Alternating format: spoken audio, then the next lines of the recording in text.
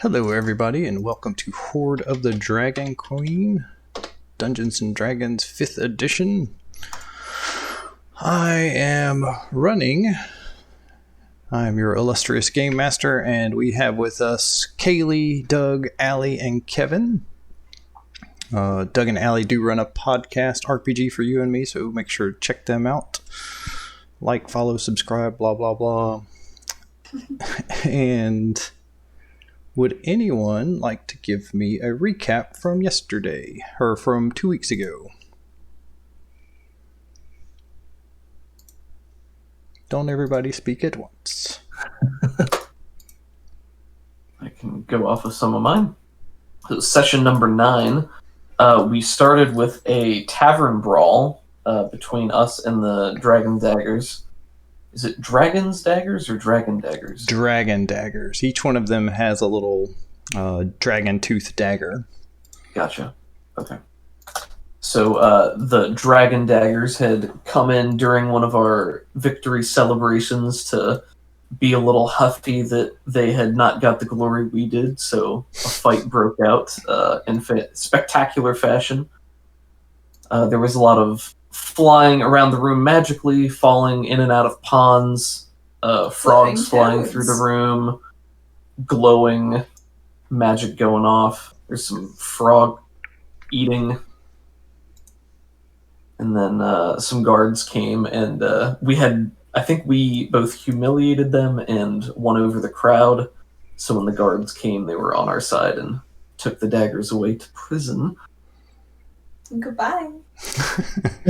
Yeah, you guys were rolling well enough that you did all that, and you were still giving as good as you got in the main fight. So we're great, you guys. We're the best. Pretty awesome. It was a lot of fun. And then we went and talked to Cyanrath, and we asked him a series of loaded questions about his intentions. Yuri used some magical compulsions to get some truth out of him. We learned that Lady Hawthorne, the politician who had posted the reward for the Green Dragon and tried to welch on us, was in fact in league with the enemy and had allowed them into the city. So we orchestrated her arrest. And with Cyanrath, we agreed to go find Frulum's corpse, his dead lover that we slew, and have it buried underneath a particular tree on a hill above the camp where we had killed her, which we then outsourced to the Dragon Daggers who were in the cell right next to this for the conversation. I think the words that were used was community service. Yes, community service. I'm sure they loved doing that for you guys. Yeah. And Karen had graciously slipped them a lockpick on the way in to talk to Cyanrath. Whether or not they used that, that's up to them. That was up to them. So we helped get Lady Hawthorne arrested, and then I think the last major thing we did was bury Jade Talon. We got on a boat. And then we got on the boat. And there was some Karen side business. She went and spoke with Nikolai. What was all that about, Karen? Karen wanted to find out if her very good, past romantic interest was still alive, maybe dead. So she's like, you do, I don't know, auguries or divinations. You do stuff with dead people. So let's get that. Can you tell me if they're, where is he? And found out in Baldur's Gate, which is maybe not dead and pretty close by, all things considered. And right down the river. Yeah. So she's like, hey, you want to come to Baldur's Gate? And he's like, well, I live there. So we invited this jerk to come with us. I think Kylo was delighted. Karen wants to be friends with this guy. He's so helpful. He is. So helpful. Yeah, for And whatever. he's got a brain for business because he sold us those scrolls at such a markup. Well, to be fair, he sold them to the town. We just used them on behalf of the town. True. So really, it was fine. So yeah, we helped him get business. It's kind of almost like insider trading. But... Yep. All right. We really need the scrolls from our friend over here, but you have to buy them. So, just a quick stop over at the Sword Coast map. See where we're at. We are traveling via boat up the Chiantar River. I'm going to turn that down just a little bit for myself. Oh, me too. But we also had an interlude on a boat. We did. That's where we ended. Oh, Yuri saw a beautiful stag running on the water. Ah, yes. Celestial in appearance. Mm-hmm. That whole summon mount thing that paladins get. Now, does it always look like the same thing once you do it once, or can it vary? I think it's. I don't think it specifies, but I think the intention is probably this is your mount. Cool either way.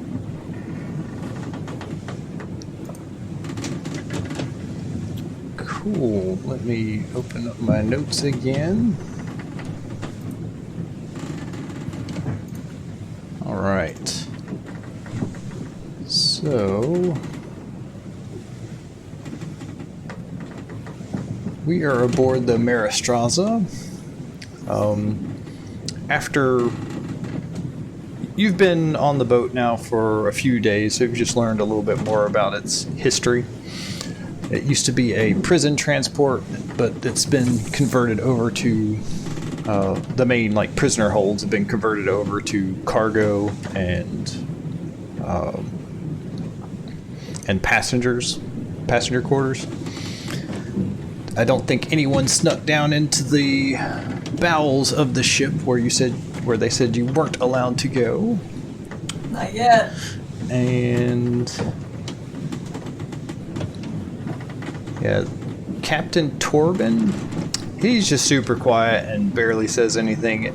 At most, he'll bark out a single order, and the rest of the crew just follows what he says. Really, the more talkative one is First Mate Kiera, and she's a no-nonsense dwarf.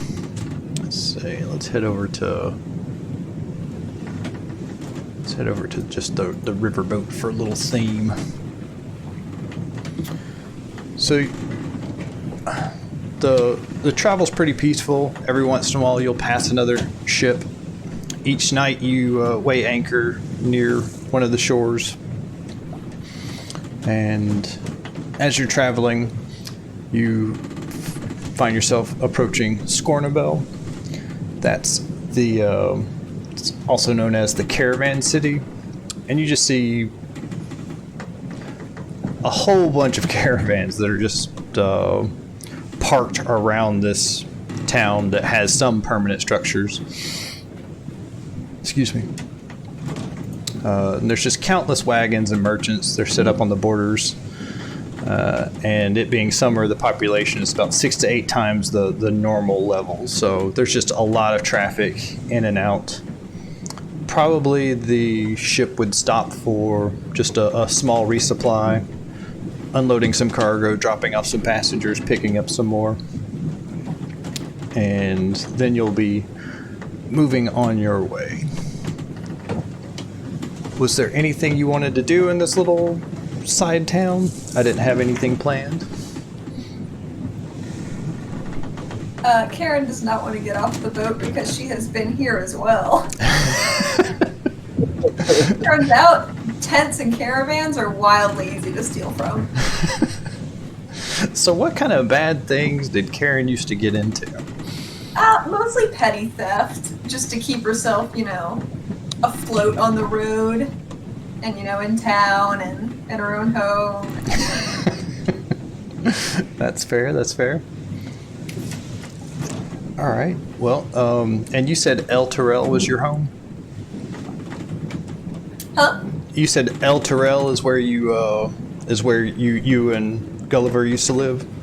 That is true. Okay. It was like an outskirts town, so not too close. Yeah, there's like the city proper, but then probably out in the wilderness and stuff, There's like just lots of scattered farmhouses. I pictured you living in one of those, maybe. Yeah, probably. A small little community on the outskirts. All right. Well, this isn't a surprise to you and anyone else in the area, but later on that night, as you're traveling west, you see this distant glow on the horizon. It's just this glowing radiant light that's far to the west. And those of you familiar with the area know that this is from the shining orb that floats over Elturel, keeping the town in perpetual daylight. And the orb is known as the Companion, or Amontor's Gift. That's easy to say.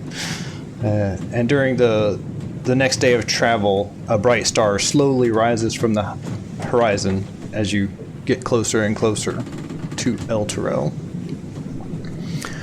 It takes about 4 days to make the journey, but finally the city comes into view. The central part of it sits on a defensible hill that falls away in a rocky cliff on the south side of the river, or south side towards the river, and it is a farming center in the fields of the dead and thrives on trade that passes through the domain. So let me move your little marker over here on the map.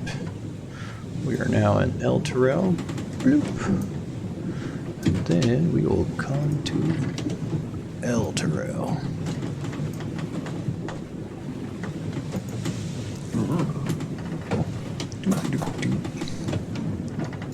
Let's see, and I guess we will go to Town Square daytime. Man, I love city maps. They're just so neat. I love watching how the roads wind around and stuff. Yeah. So yeah, this is the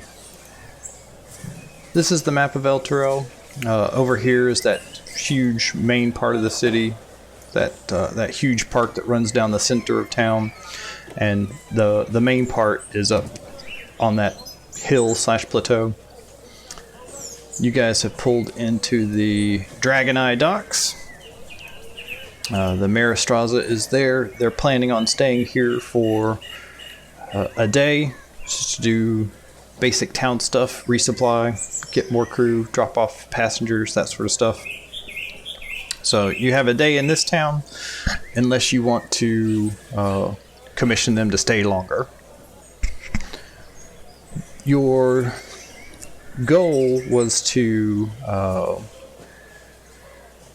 your current task for the module, or for just the people that are opposing the cult, was to meet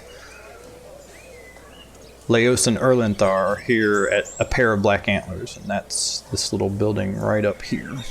It's a very popular tavern, and Karen, you probably know quite a bit about it. Probably. And since this was your home where you were trying to be good, I'm guessing you're a little safer walking around town here, and we won't have to make disguise rolls and things like that. Yeah, I would hope. What was the name of the tavern? Elturel. It's at the top left of... Are you guys on the map? No, I'm sorry. What was the name? Did you say there was a tavern? Oh, Pair of Black Antlers. That's right here. Also... Bloop. Wonderful. Yeah, it's a very popular tavern in the general area. Lots of adventurers go there. It's very adventurer themed. It's run by retired adventurers. Gotcha.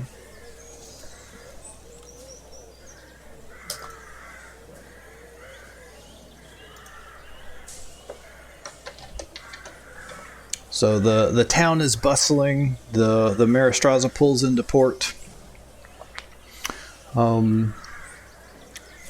Nikolai probably has some business in town that he'll go do on his own. And do it. That's mighty suspicious. You guys also have business in the town that you want to go to. Yeah, but we're the good guys. But yeah, as soon as you get off the boat, it's just like you've been used to the ground swaying underneath your feet, so it's a little disconcerting. You're no longer rocking back and forth, and it takes your body just a few minutes to adjust, maybe 20 minutes. But yeah, at this point, there's several ships in dock, lots of business and traffic coming and going. What would you like to do? I suppose we should go straight to a pair of black antlers. Okay. I'm always up for a drink and a story. I'm sure they got stories to spare. I don't want any of theirs. Oh, I wonder if there really are black antlers on the bar. there are. There I are. think You've been here before, then. Yeah, I lived here for a while. Oh, it's a shame we're only staying for one day. Well, I mean, it's nice, but it's so bright. It was good for my tan, but otherwise, you know. Yes, it was getting closer to evening. Actually, no, you pulled in a little bit early in the morning, but it is just super bright. It's like there's two suns in the sky. This just huge orb that's floating over the center of the town is just casting this bright, radiant light down over the town. And being a paladin, you can tell that it's not just normal light, it's radiant light. Gotcha. That is quite glorious to behold. Do you think it would grow plants, Cobus? I think it is certainly worth a try. It's a good idea. I'll start laying down some seeds immediately.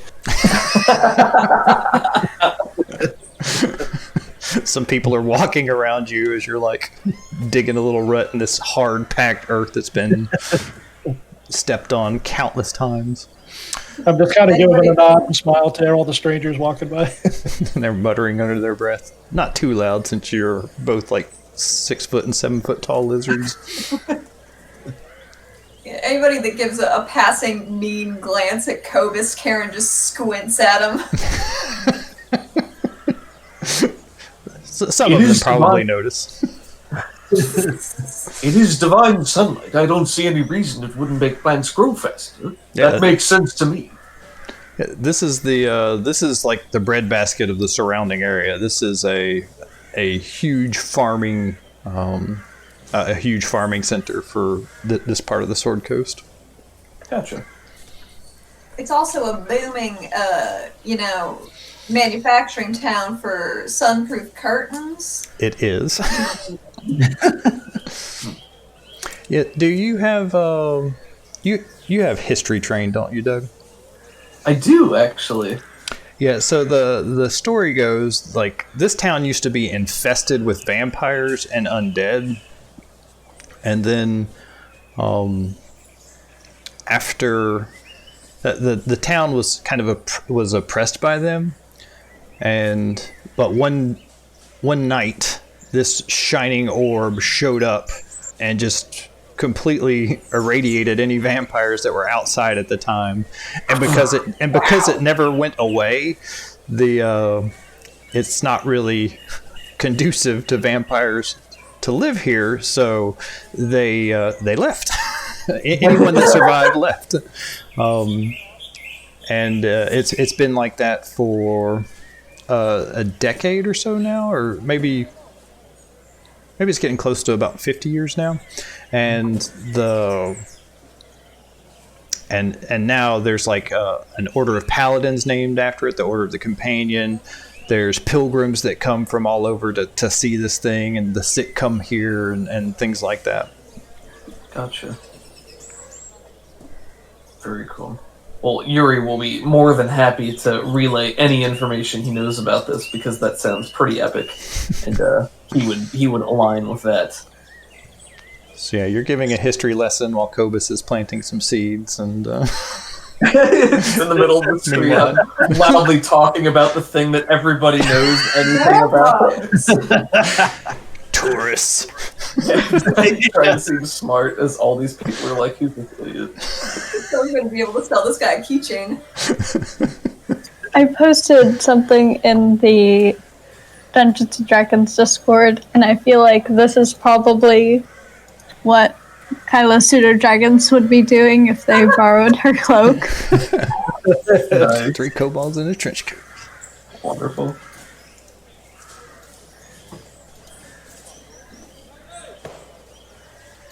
Show that to chat real quick. Multi-attack, 3 attacks, nice.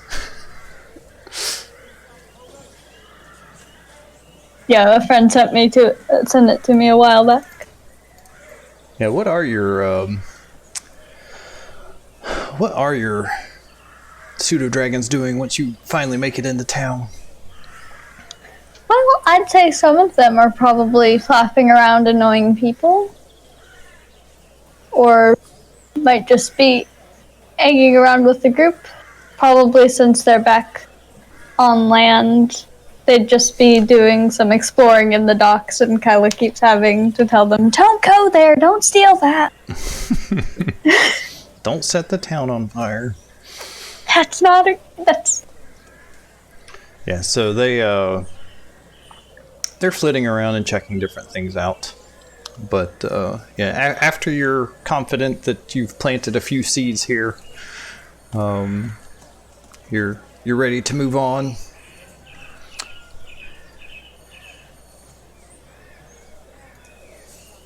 Heading If they're towards. going to the... Sorry, go ahead. You go ahead.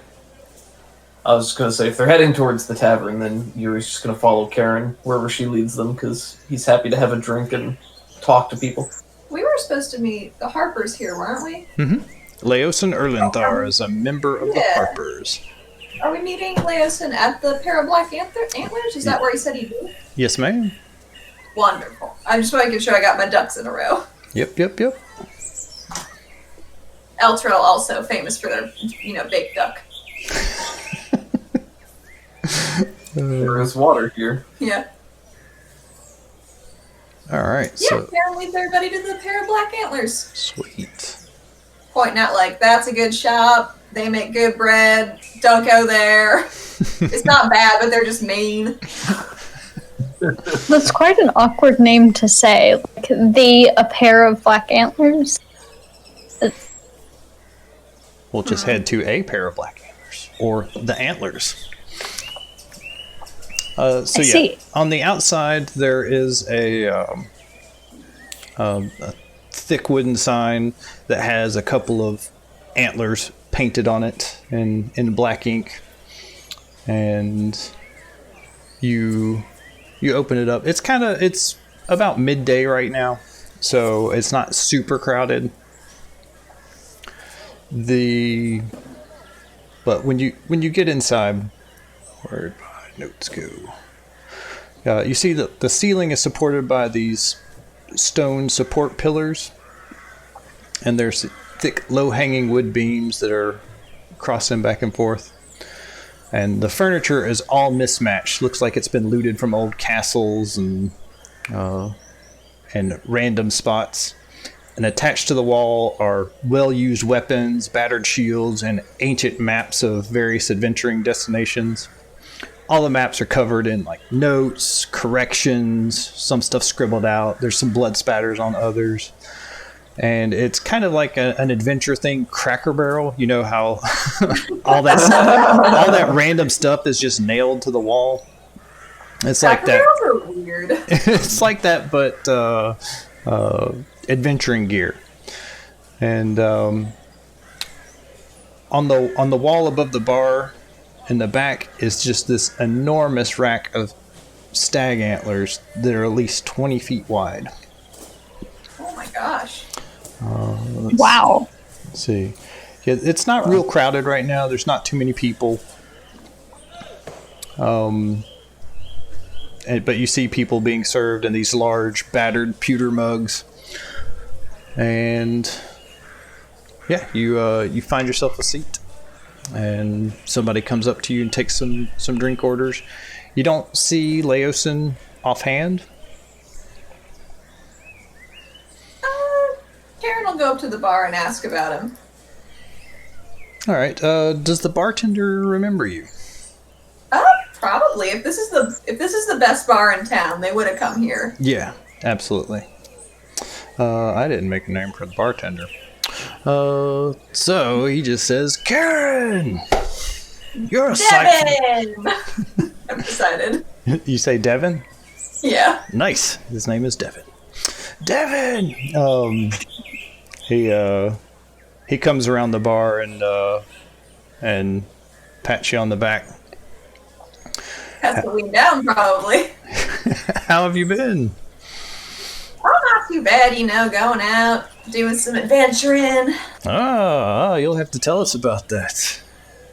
And Try to keep up. Been busy. he calls out, Tara, get out here. And this gnome, this female gnome comes out. She's very talkative, bubbly, happy, and she's super excited when she sees you. She gives you a big hug. Oh yeah, Karen loves hugs from appropriately hyped people. Yep. And she's like, "Oh, darling, when did you get in?" Oh, just now, just blowing through. Only here for a day, but had to come see you guys. Yeah. She looks around, and she just kind of gives the bartender a look, and the bartender's just smiling for a second, and he goes, "Oh, okay. Well, I'll be in the back, and yeah, you should stick around. Hope you come back around tonight when we're serving, when things pick up." And he walks around and heads back into the back room, the kitchen to work on some things. Can Karen roll like an intuition on that look? Like if this is something shady, if this is like a sting. It's definitely not a sting, and you're about to find out what it's about. But if you want to roll insight, you go right ahead. I feel like I know that we don't have hindrances in D&D, but if this was Savage Worlds, she would definitely have paranoid. Absolutely. It's a shame her insight isn't better. 17? Oh, never mind. It's very good. Yeah, it's just she wanted him to go so she could tell you something in private. And it's definitely not a... It was more out of respect for you than anything else. And she leans in and she says, "This is odd. You're never going to believe who was in here just the other day." And she says, "Gulliver." He was here. He was.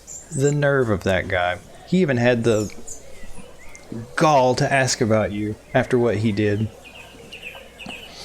What specifically did he do that you know about? Well, I assumed you probably looked for him and asked your friends, "Hey, have you seen Gulliver?"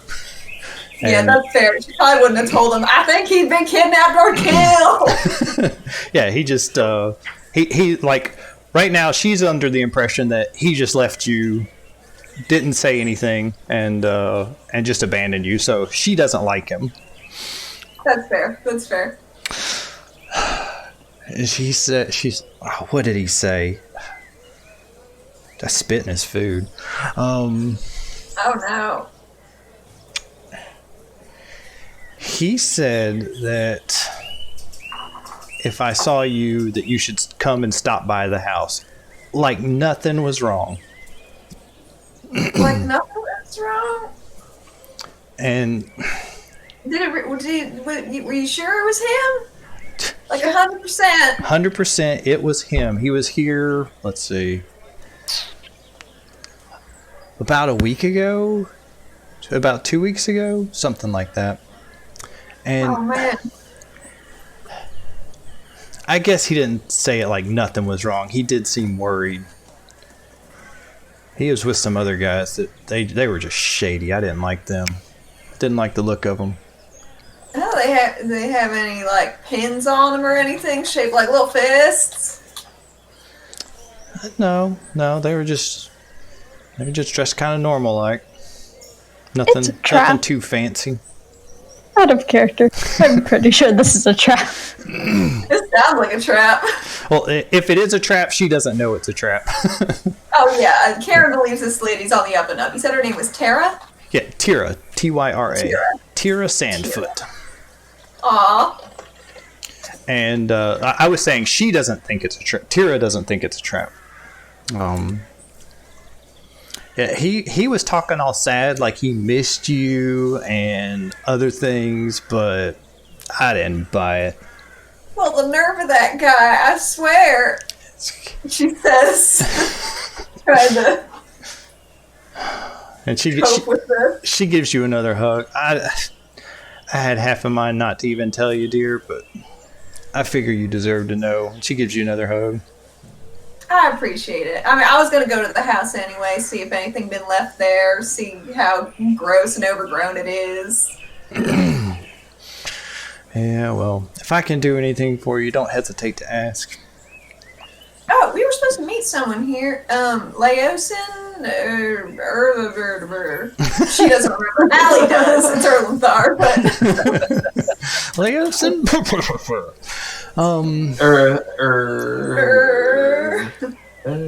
And she says, "Oh, are you the adventuring group he was wanting to meet with? Well," and she like stands up all tall. So does Karen. All 4 feet of her. You've come a long way. I've been busy. Saving the world, kinda, on my way, at least a city. and she... We got a noble thrown in jail. Killed a dragon. What? You're pulling my leg. She looks over at the rest of your crew and like kind of giving you the practice eye of a barmaid who has looked over countless adventuring parties boasting for different things, but she comes back and says, all right. He'll be back tonight, and she gives you a time for like around 6-7 p.m. But I can get you some drinks or a little bit of food. A little bit of something be good. Maybe we could go back to the house and then come back for dinner. I'll ask my group. I'll see what's up. Okay. And she just says, just flag me down if you need anything. And she goes back. It looks like right now they're just kind of cleaning up and preparing for tonight. Moving stuff around. I think Karen slips her a couple goldens, like, get that duck I like. I'll be back. She looks at that, snatches him up, and says, oh, this is too much. No, you're good friends to me. She turned it down once, and then, like, she's turning it down as she's pocketing it. Yeah. Because it's Karen knows. Yeah, that's a very Karen behavior. Like, oh, no, okay. And, she goes in the back and barks out a couple of cooking orders. What time is the Meerstrasse leaving port? Tomorrow morning. Ah, okay. I wasn't sure if it was like later this night or whatever, so I was just double checking that we were going to be here at 6 or 7. Yep, you'll be it's all fitting in with the plan. Karen goes back to the group and says, well, Leosin ain't here right now, but he'll be back at 7. Does anyone want to go see my no doubt dilapidated old home? Unless there's squatters living there that took better care of it than I did. That sounds quite interesting. That sounds like a... I would love to see your abode. My abode. How busy is the tavern right now? Is it like... It has some people here. There's a few people. None of them really look like adventurers, but there are a few people.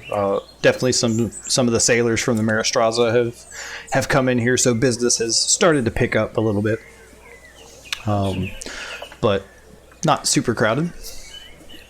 I think if they're sort of just stopping in and going out, maybe we just get one little shot of Yuri reaching into the haversack to pull out the skull and just, as subtly as possible, like hold it in front of him to compare the size to the huge antler rack on the wall and just look a little disappointed and then put it away. Well, that was a stag. Yours was a dragon, so don't feel too bad, Yuri. It's about the it's the grandeur. I feel like, okay, so if Karen sees him being a little sad sack about the size of his super cool dragon skull, she'll bring Tyr back over and be like, "Wow, you want to see something cool? Bam!" Feel better about showing off. Well, he's feeling modest, so he'll be like, "Oh yes, it's a dragon. Maybe we'll tell you later when we come back if they have plans to come back." Oh, absolutely. If he's not here to like have a sit down, then he's gonna save the good stuff for later. To be continued. Hey, if you have a storyteller or anybody that wants to get up on stage and share some of your adventures, everybody'd love to hear them. Yuri brightens at this and possibly glows a little bit. I don't know. It's like a dog who just heard walk. Squirrel whose eyes light up. Story? Story. Glory? Cool. So yeah, you walk through town. You might notice a couple of any shop you were kind of a regular at. You might notice some of those people in passing, Karen. And for the most part, it's just a peaceful journey up to your old house. You're walking over like the last hill to get there, and you're expecting to see this dilapidated, overgrown house, but there's actually a guy that's out front, and he's finishing up trimming the lawn. It looks like the roof has been freshly rethatched, and just in general, the place looks like it's been taken care of, but you don't recognize who this guy is wielding the scythe. I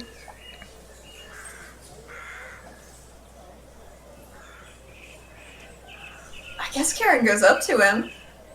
He's like, "Excuse me, were you hired to come here and do this?" He stands up. He's a peasant, average build. Has crow's feet at the edges of his eyes, and his skin's all leathered from just working outside his whole life.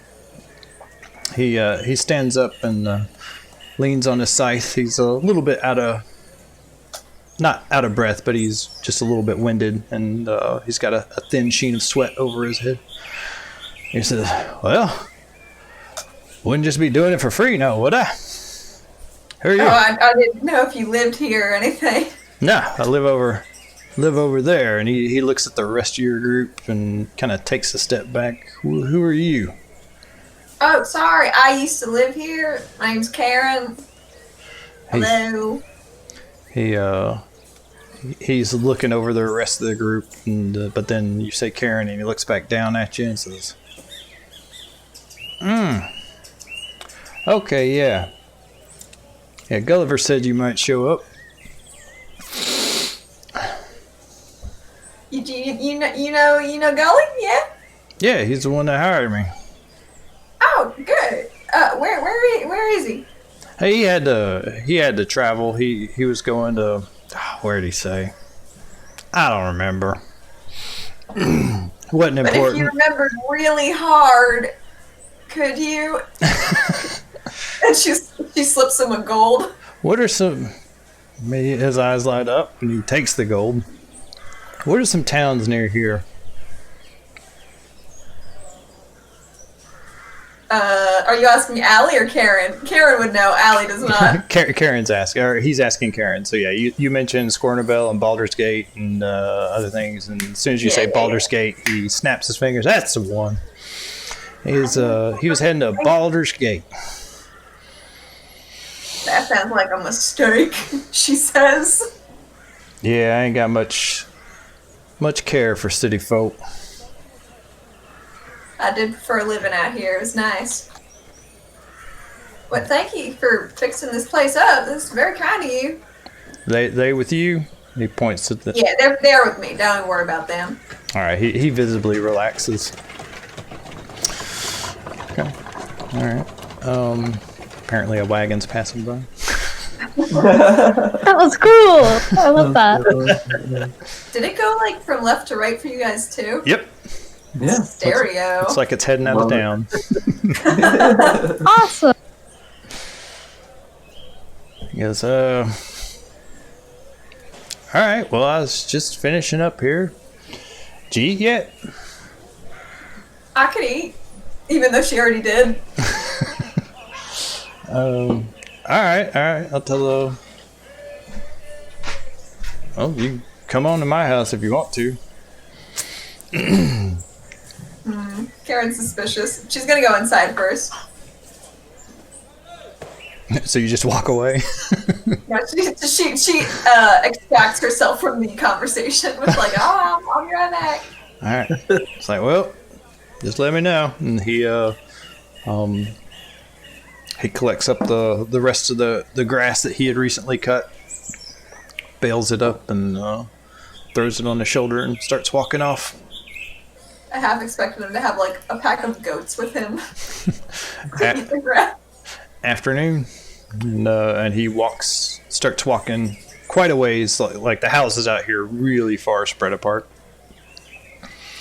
So he starts walking off. Would I have remembered that house? Yeah, probably. You didn't really know your neighbors. He could have lived there. It's hard to say. She's got no way to know. She's gonna go inside and see if it's still ransacked and gross. No, it looks like it's been cleaned up.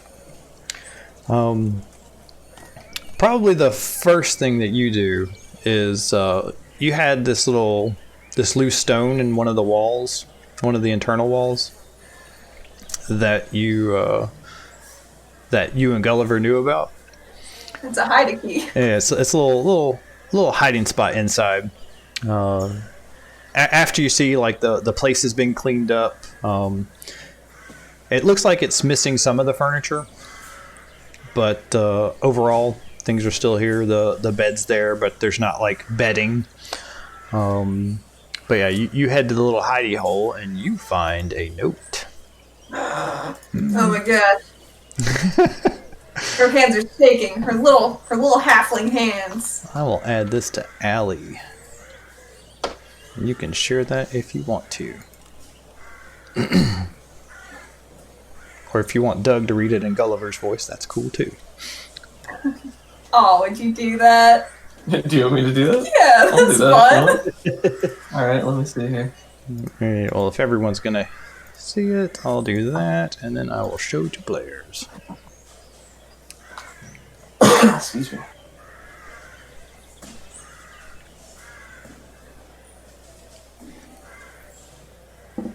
Karen, it's funny. I suspect you'll never read this.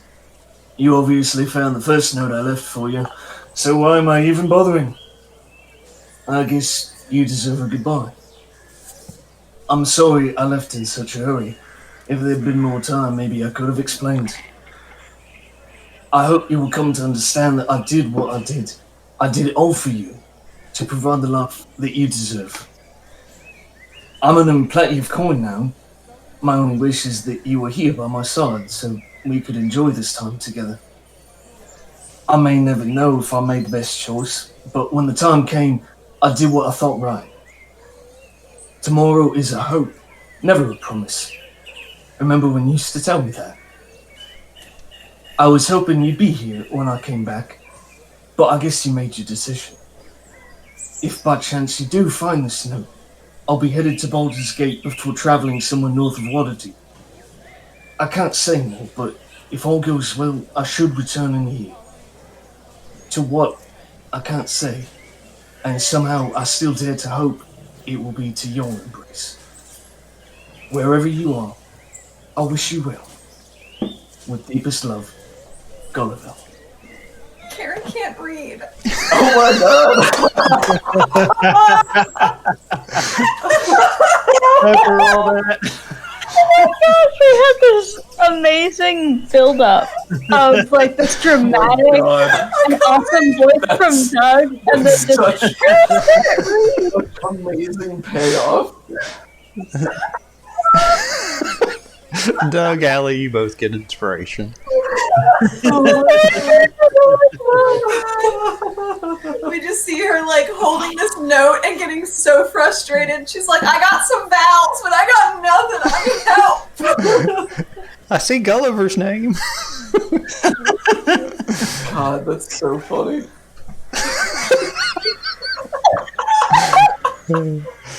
You know I can't read. I have a stitch in my side. So good. God. So funny. I like how he still wrote it. That's like weirdly in character, I think, though, for Gulliver. I suspect you'll never read this. Oh my god. That's so funny. It's so funny. Oh, I She love brings it back over to the group and is like, somebody read this to me! I like how the first line in the whole letter is, it's funny, I suspect you'll never read this.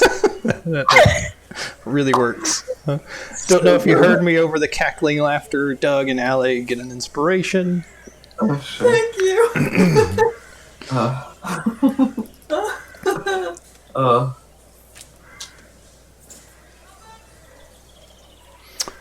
So yeah, I assume somebody in the group reads it to her. Who'd she take it to? Who'd she ask to read it? Probably Kyla. That's what I was thinking. Probably Kyla. Yeah. Nice, nice. So you might have her read it multiple times. But there you go. I think she starts getting really... She like, first note, I didn't find a note. There wasn't a note, he was just gone. And Kyla's like, I didn't write this.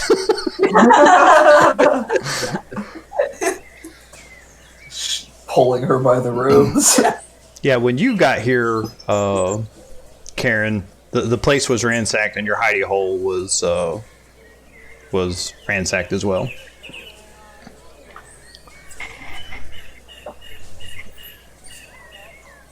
Well, I don't like this, but I do like that he wrote me a note.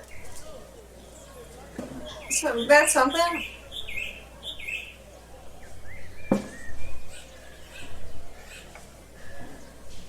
I guess we should go back to town, maybe. I have a quick question. Does the house look like it was searched? Like from when she left, that's been over about a year now. I think it's been a couple years. All right. She's been on the road. Desperately searching. So yeah, it doesn't look like it looks like it's been straightened up recently. I was just thinking how, I think it was Tira said that he was with a group of kind of shady people, and lately he's been traveling a whole bunch, so just slightly suspicious. I think Karen wants to look around real quick for anything that's like that she knows for sure they didn't have before. Something that's out of place or like left out in a weird way. Is there anything like that? No, it looks like just some of your furniture is missing. You did have like some halfling sized furniture that's still around, and your dining room stuff is there. You had like a small table and two chairs. One of them was much lower than the other, and and yeah, but like just some stuff is missing. And you're thinking probably what's happened is since you've been gone for a couple of years, this place was abandoned, so some people came in and just took what wasn't being used. That sounds right.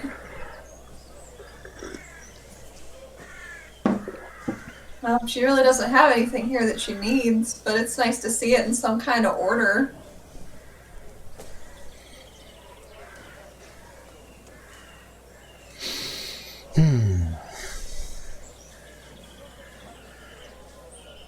She checks under a pillow real quick in case there's another note. Yeah, there's no pillow. There's no there's no bedding. There's just the bed frame. Underneath the bed frame. Aha! Got open the bed frame. You spend a lot of time searching this house. You have the only clue that was left by the game master. Wonderful. Yeah, Karen abandons this quite quickly because she thinks she's got the pay dirt, right? Mm-hmm. So walks back outside. Like, we should go back to town. There's nothing for us here. But you found something. Found something. Ug's like, what about free lunch? It's like pointing at the opposite direction of town. I'll buy you free lunch, Ugg. Deal. He gets his money's worth. It's true. He's very good. What a negotiator. You're terrible at haggling. Well, you know, I'm a big softie when it comes to my buddies. And you have a little bit on your Tell mind everybody now. that. Patsy on the back, not too hard. I guess we go back to town. Yep. So you probably make a day just in town, doing generic shopping, getting weapons serviced, and just general adventurer maintenance until it's later in the evening. When you make it back to a pair of black antlers, it's a lot more populated. Let's see. Do we have a bar? Not the Barroom Brawl. Tavern with music. That's good. Nice. This Who's reaction the leader of bar- Elturel? The Dungeons and Dragons chat is so good. Huh? And the Discord channel. Let's Who's see. the leader of Elturel? One moment, please. Oh, I'm sorry. I wasn't sure if you heard my question or not. Yep. I was just setting up some other stuff. It is a theocracy. The ruler is High Overseer of Torm. Does he have a name, or is that just his title? Tormund. Mm. Sunspot. Nailed Let's it. see. Elturel. I feel like at one point while they're walking around town, Karen has to slap Yuri's arm. It's like, stop looking at the sun. It's not to him looking straight up, Claire. I feel like it's trying to assert its dominance. It's not. It's the sun. Nothing can outshine you, Yuri. You're Cobus, my friend. What do you make of all of this? Have you been to this part of the country before? I have not. This is my first time. Much to do, I can see.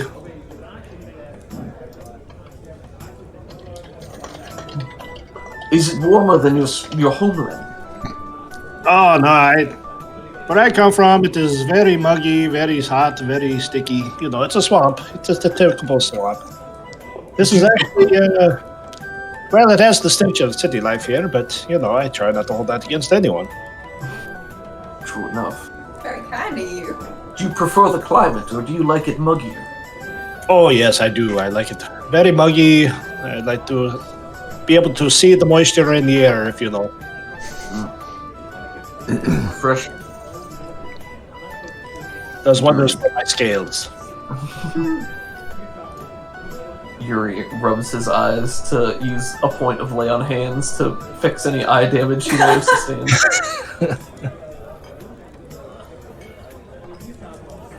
Blinks several times. Ugh. Kyla, how do you reckon they made that?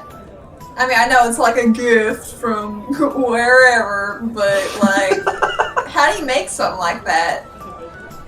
I don't know. I suppose it could be some kind of ritual or enchantment. Other than that, it might have been something sent by the gods for whatever reason, perhaps. Are you talking about the orb? Yeah. Yep. Could I roll an Arcana check on it? This is if you've been in this area, you don't even need to roll. You know enough about it. The myth goes that, or the legend goes that the Thavius Krieg, he's a high-level priest of Torm, and he prayed for deliverance from this from the plague of vampires. And so because of him, that's why this orb appeared. It was a gift from the gods, and that's why this shining orb is keeping out any undead. That's cool. I'll bet Nikolai's gonna have a sunburn. Do not care for this place. Karen laughs. It is a symbol of true belief that you can want something to exist so badly that it's created. That is mighty indeed. Yeah, a lot of people attribute it as a divine blessing. Think we can make a tiny one of these? Just need to ask What would the very purpose be? politely. Oh, maybe. She casts light as they go. A moment where Yuri's eyes sparkle and he goes, It doesn't last very long, but it's alright. It'll do. I'm not here to show off or anything.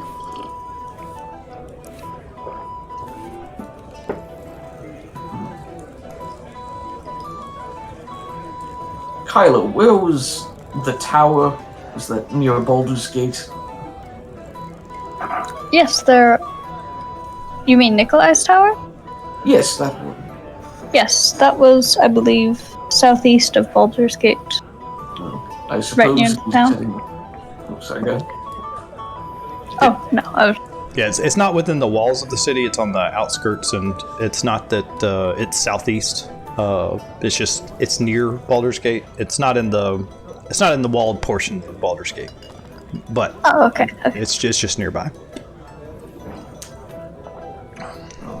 I suppose if he's heading back to it, we won't be taking a poke around. I mean, we could. I'm a very dear friend to our good Nikolai now. Oh, We're buddies, she says, knowing that they're not really. I think he would invite us over. I think he already did, didn't he? Did he? I don't think so. You're welcome to come. Karen misunderstanding. You're welcome to come consult with him or contract him to do something or things like that. It's more of a business relationship between you two. Karen's not sure. He cast that last spell for free. He made you provide the components for it, but other than that, he didn't charge you for that casting. You're not sure if that was just a one-time thing, but you got the impression that he was just trying to say thanks for letting him dissect that dragon. Checks out. I like the image of us getting to that fork in the road where to the right is Baldur's Gate, to the left is his tower, and we keep following him to the tower, and he's just like turns around and is like, "What are you guys doing?" Oh, nothing. We're just going the same way, don't worry about it. I'm sure he wouldn't mind if we rested our feet for a little bit and ate some of his food and made ourselves at home. I'm sure he wouldn't at all. She says, knowing that he very well would.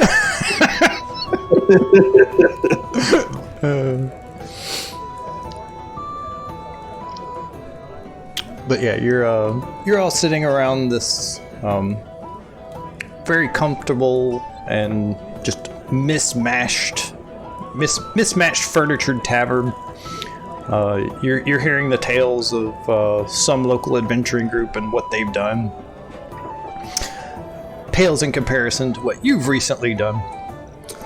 And before he gets off stage, you do see Leosin come into the tavern.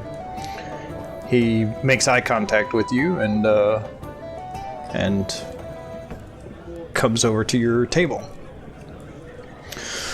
Let me open up my NPC so I can remember what the heck this guy looks like. How well do we know him? Is he like a friend or an acquaintance or what? You saved his life in Greenest. He was, Is he the guy that we broke free from the chains in the enemy encampment? I'm pretty sure. And then we stole the gong that was right next to him? Yeah. What did you do with that gong? Left Put it it there. down quietly. Dang. If we could have figured out how to magically shrink it, it would have been a really cool shield.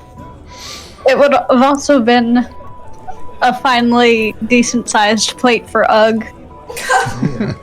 Brag him. See, I'll do that, and I'll shrink it to a small gong shield, and then I'll multi-class into Bard. That's solid. That's awesome. Inspire us. Gong. Gong shield with the left hand, Dudic with the right. Are you not inspired from the beautiful sound of a gong?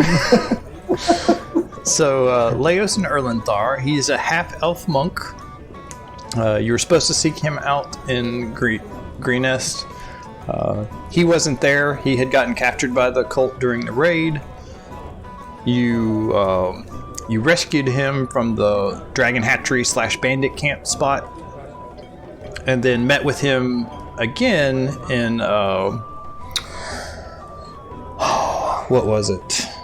Back in Greenest, before he was heading north to Elturel, and you guys were heading east to Burdust to warn them of the coming army of the Dragon Cult. And I think he's already squared up everything. Like, he's paid you for everything, gave you the horses, and yeah. So I think that's everything that we talked about with him.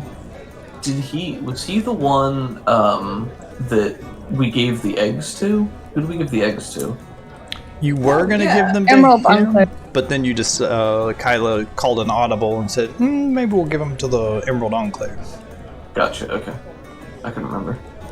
So he was a little put out that we did not give the eggs to him. A little bit, but you also saved his life, and he understands. He understands Kyla's motivations.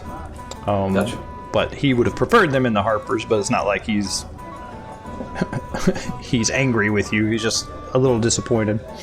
Gotcha. I stand by Kyla's decision. Yeah. That was the correct decision.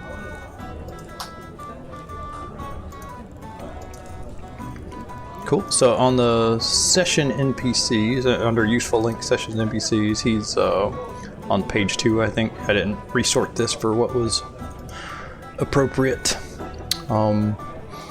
He doesn't have his weapons, and he's just dressed as a normal peasant instead of somebody in these fine robes and another thing. He's just trying to blend in and not stand out.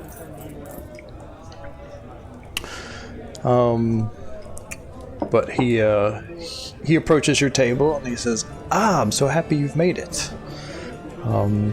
We're setting up in the back. I'll send for you when we're ready. Let's not talk about anything here. There are eyes and ears everywhere. Oh, of course. I don't even know what you're talking about, so this is perfect. He gives you a wink. Kyla just nods. For the 3 Harper units that she has, usually when she's in a town, are they here in Elturel? Yeah, you have, like, anytime you make it to a town that has any kind of Harper presence, then you can use that ability. Okay, cool. I didn't want to use it. I was just making sure, so if I need to, I can. Did you want them to tail Nikolai and see where he was going?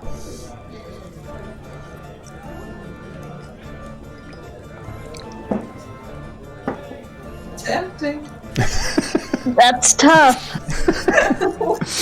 I mean, on the one hand, he respects that we're going off and doing stuff alone, so I think it's not really something I want to get wrapped up in. Okay. So, All right. Well, if you find another use for your little Harper, Eyes of the Harper, you just let me know. will The do. worry is that Karen is becoming a bad influence on Kyla. Well, so far it seems like Kyla's being a good influence on Karen. So I think She it's doesn't working even out. know it. They're balancing each other out. Yeah. Kyla could stand to be less lawful. But if you don't have anything else to tell him right now, then he's excusing himself and he's walking into one of the back rooms. Nope, I think that's it. All right. You want me to go take a peek? Or snoop? I do that for y'all. Are we not supposed to go back there? I don't know, you seem cagey about it. Did you want us to follow? We're about to go back there. He said he'd send for you when they're ready. Oh. If you're curious, feel free, but there's always drinks to be had and tales to be told. Yeah, you know what? I'm staying here. I've done a lot of emotional work today, so I'm gonna put my feet up. Wonderful. Cool. So yeah, you guys. The food is okay. It's passable. Their menu has changed since last you were here, but they did somehow manage to find you some duck earlier for lunch. Excellent. You dropped a couple of gold, so they made that happen. But for the most part, it's boiled cabbage and some hardtack bread. Really what people come here for are the drinks and the atmosphere. And the food's just there, so you can you can sustain yourself and still be drinking. But yeah, after about an hour, looks like a squire comes out of that room. You've been watching a couple of people come and go from back there, and but he comes over to your table and he does a little respectful nod and says, I'll show you back. They're ready for you now. I just want to say that I feel like Karen went to the neighborhood pizza parlor and ordered a steak. Like full of They're like, we'll get it done, Karen. Don't worry. somebody like runs across the lot to the fancy restaurant, buys it. She just wants to eat it there. She doesn't care where it came from. Yeah, I think more than happy to go with him to see what fancy to do there is behind closed doors. If we go in and they're all wearing robes and it's We're out candlelit, of here. it could be like a frat type thing, or it could be. So. Yeah, if there's a goat in that room, I'm out. No, that only would have happened if we left the dragon eggs with them. Leosin's just disguised. He's been a half dragon all along. Oh gosh. That would not be good. There was the one guy that had the hat of disguise. Oh, So I hold had to on a double check minute. to make sure What that the was heck? Leosin. He was the hot bard. Oh, it was William, also Barham Swiftblade the Magnificent. Oh, that guy. Are we supposed to be seeing all these? Are we supposed to be seeing all this pink text with? Yes. That Oh will my become God. clear in a second. Oh my god! No. Whoa! This is not my good. gosh. This is not good. No, this is amazing. I I have want 2 more. black dragons and 2 red dragons. This is ridiculous. Dope. Yes. Here we go. Oh boy. I was about to go off on a rant when this is revealed. I should have moved you after I read the description, apparently, but I'm happy the hype is there. Yuri's head whips so hard he gets whiplash. So a young man leads you to a private room in the back. There are thick curtains that are drawn over the windows, and a drift globe floats in the center of the room, casting a warm glow over the central table. A big map of the Sword Coast is spread out over the table, and several people look up as you enter. Leosin waves you in and introduces you as the heroes who rescued him and helped Greenest when the cult attacked. This tall, stocky man next to him is Ulfgar Stormshield. For those of you playing at home, that's Onthar Froome. I just didn't like his name, so I changed it. And there's also several scholars and concerned leaders just from the surrounding area, all meeting in this back room. Also, in one corner, you do see Nikolai, who is sipping on a small goblet of wine. Karen sits down right next to Nikolai. He smiles. You're looking over the map while other people are talking, and you see these little wooden tokens that represent different things. Some of them are labeled. There's hastily scrawled notes and things like that, detailing different attacks that have been happening up north. One of the things, like, you also see another note that's talking about wyverns, and there's another note that says "Flying Castle?" ? And back near Burdusk and Erebor, I've already deleted all those things, but there's tokens and notes representing the cult army, the blue dragon, and the green dragon that were in the area. And Leosin introduces you to Ulfgar, and he says, "Well, anyone that's bold enough to go into the mouth of the beast, rescue my friend Leosin, they're all right with me." And Leosin's like, "I had that covered."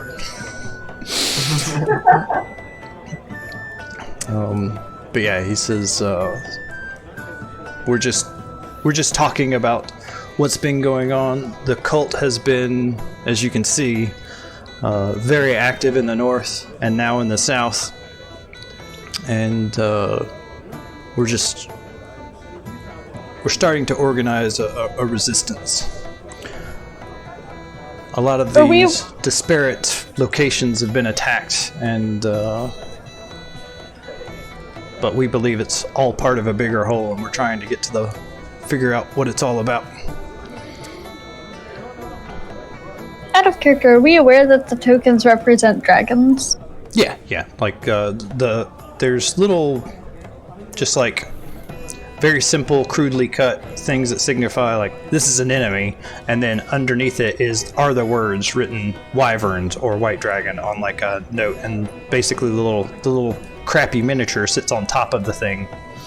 So they're just labeled little wooden markers. She just asked, are these all allied with the dragon cult? Well, they're attacking goodly aligned cities, so we assume so. Some of them may be independent, but it would be better to assume that they're working together.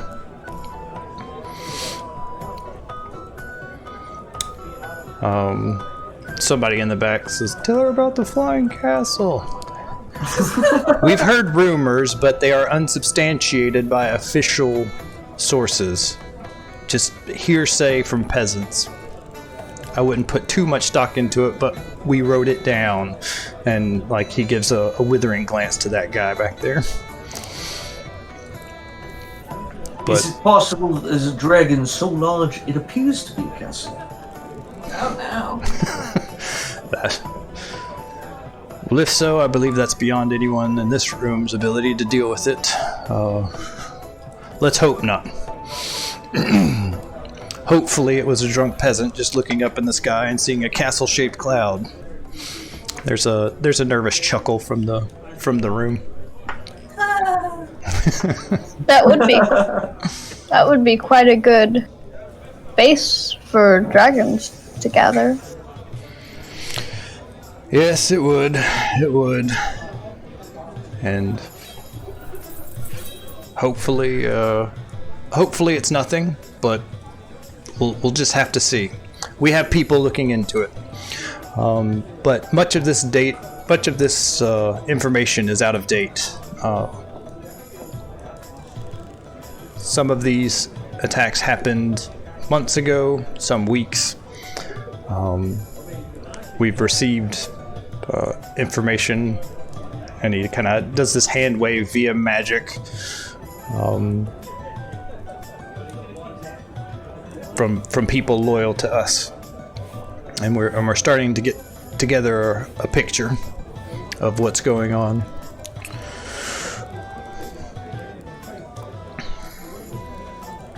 So, sorry, I'll go back to Leosin. So, tell us what news of Burdusk? He shows you the area down there at Burdusk and shows like the tokens for the armies and how looks like they're marching on Burdusk, but that was a while ago. The army has been dispersed. They are currently hunting them down and getting rid of the rest of them. They who? The army of Burdusk. What of their dragons? The blue dragon is no longer allied with the cult, and the green dragon has been slayed. It's like Fury will make a flourish and pull the head out of the haversack because he's been waiting for such a moment. Kyla would be saying this dramatically, but she is very concerned about the rest of the map. Yuri has no pretense of drama from anyone else in the group, but if there's a moment where somebody says where someone is clearly going to be happy and or impressed that they killed this dragon, he's gonna jump on that. Oh, yeah. So yeah, you pull out this. The sack is about this big, but you pull out a horse's head from this magical sack, and lay that down on the table, and there's just like this stunned silence, and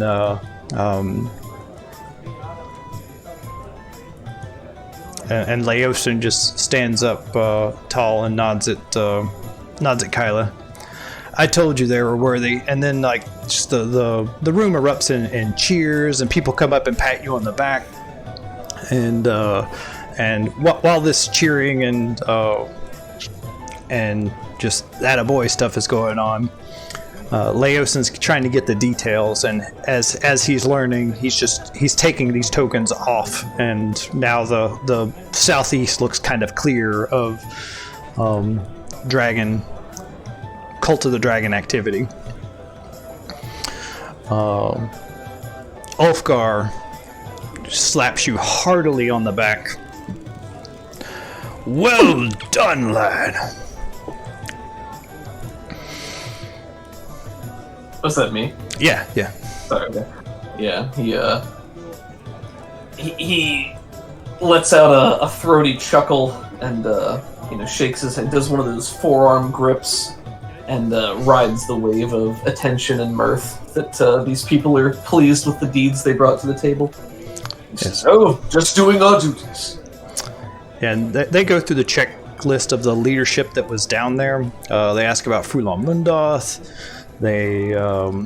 You slayed her. I'll let you answer. So, what of the leadership? There was Rezmir, who seemed to be in charge of the whole thing. Has she been slain as well? She is not. We believe she's currently heading west. Yes, we couldn't get our hands on her. No doubt she'll be back. So yeah, he moves the little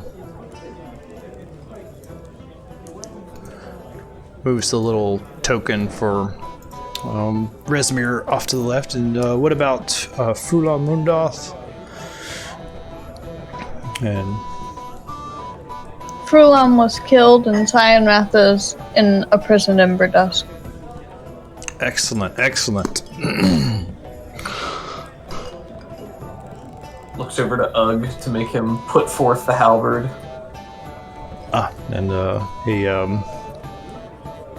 he points at it on his back, and everybody nods. Like the people that knew more details about this information recognize that as Frulam's halberd. And what's his face's Cyanrath's sword is very like the hilt and the scabbard are very kind of iconic. So that definitely stands out. And he says, This is excellent news, the best news we've heard all evening. Right now in the north, just things are happening. Towns are being raided, caravans being hit.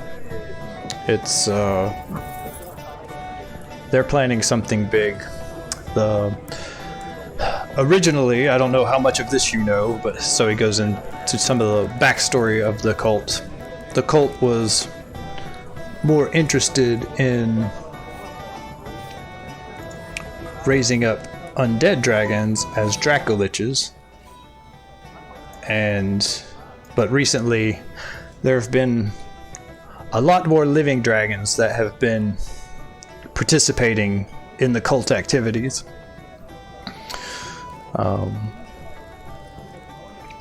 And we're just not 100% sure what their end goal is.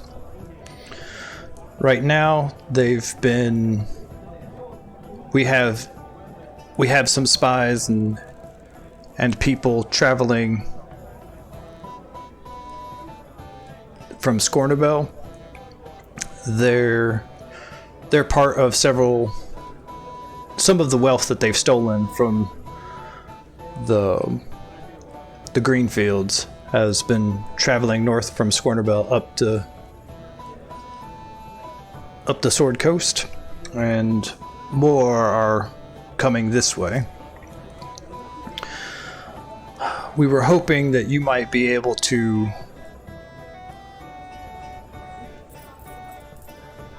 implant yourselves in one of the merchant caravans that was traveling north, and basically just find out where all this treasure is going.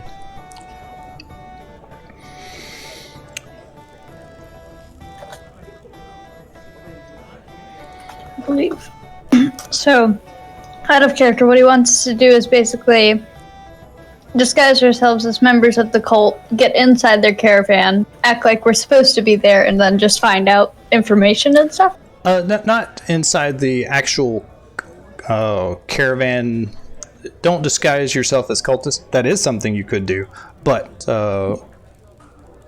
there are, like, normally when caravans travel together, they travel in these like kind of symbiotic relationships with other merchants. They stick together, a whole bunch of merchants all together, and travel as a larger group because it's just safer that way. If you're a single wagon traveling out there, you're going to get robbed by bandits. But if you're in a big caravan made up of a dozen different merchants, all with their own wagons and their own guards, then a small bandit place isn't gonna hijack you. Cool. So we have contacts in Baldur's Gate, and if you can travel there by boat, you can beat the cult there, and infiltrate one of those caravans there.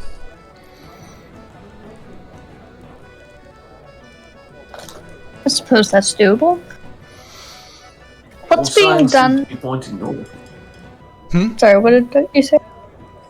Oh, he said, all signs seem to be pointing north. That's the direction Resmir's heading as well. Yeah, Resmir was heading west along this road towards Baldur's Gate, and some of the treasure was going west, but the other treasure that was leaving the green fields was heading north.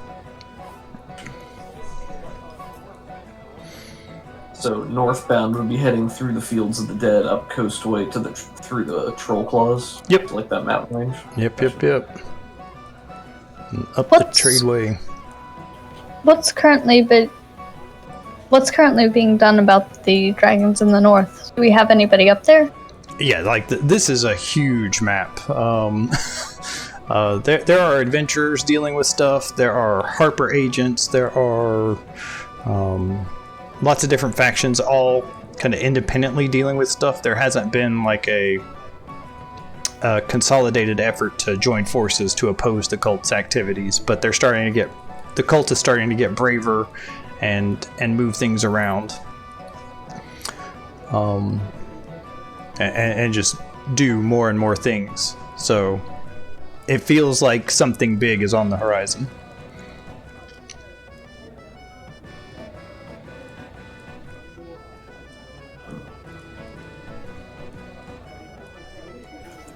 And our role in infiltrating the merchant caravan would just be to get a better idea of where they're going, or to intercept any trouble that would occur along the way. Yeah. Join the caravan as guards. Keep an eye on people that you've identified as cultists, and see where the heck this treasure is going. Gotcha. Quick question. What does Kyla know about wyverns? They Out of are character, I don't know too much about them.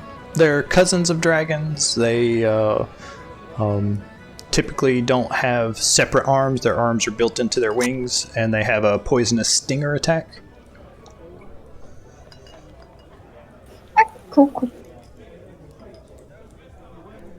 Sometimes they're used as mounts, but not very often because they're very cantankerous and can turn on their riders.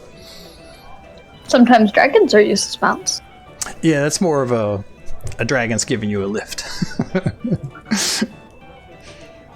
Also true. Wyverns are very bestial. They're not intelligent like dragons. I love this music.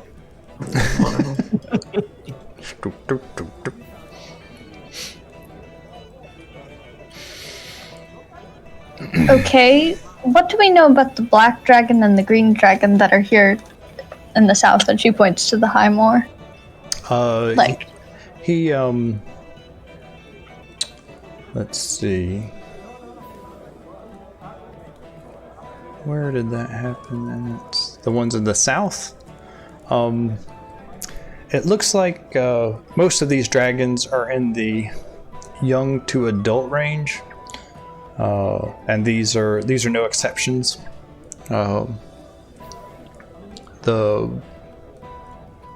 This one was this black dragon here attacked a town with the support of the cult, much like they did Green Nest. And this green dragon has just been terrorizing caravans and just disrupting trade. And it looks like some of the caravans have been picked over.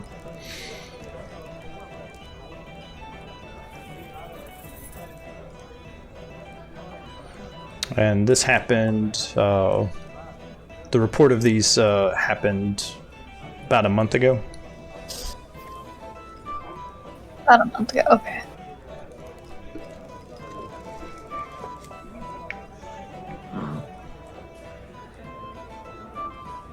Sorry, I'm just looking at the map to see if I have any further questions. Oh, you're fine.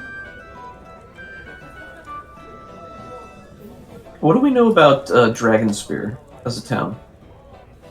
Oh, that was further up the coast. I haven't looked at it yet since we weren't getting to it today. That's fine.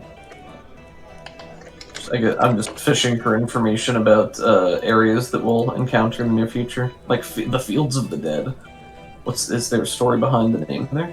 I'm sure there is. Yeah, the Fields of the Dead is the reason why they call it that is this was part of just centuries of war between bickering nobles. So there's just you can't throw your sword without landing on an important battle where hundreds of people died. Okay. So there's just it's very fertile ground.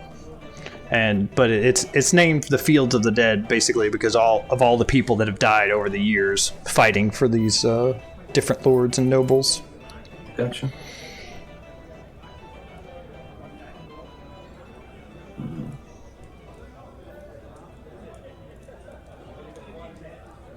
Looks like Dragonspear Castle is an abandoned fortress. What? That doesn't sound right. That looks like a major city. Huh? So, what would you like us to do after we've identified where the treasure is going? Would you like us to try to intercept them, or just let them go? Yeah, once you figure out where it's going, you're just going to have to use your best judgment on what you should do next. Definitely get word back to us, and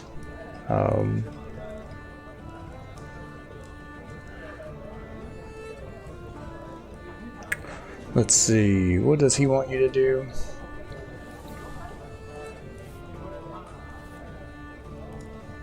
Definitely get word back to them, and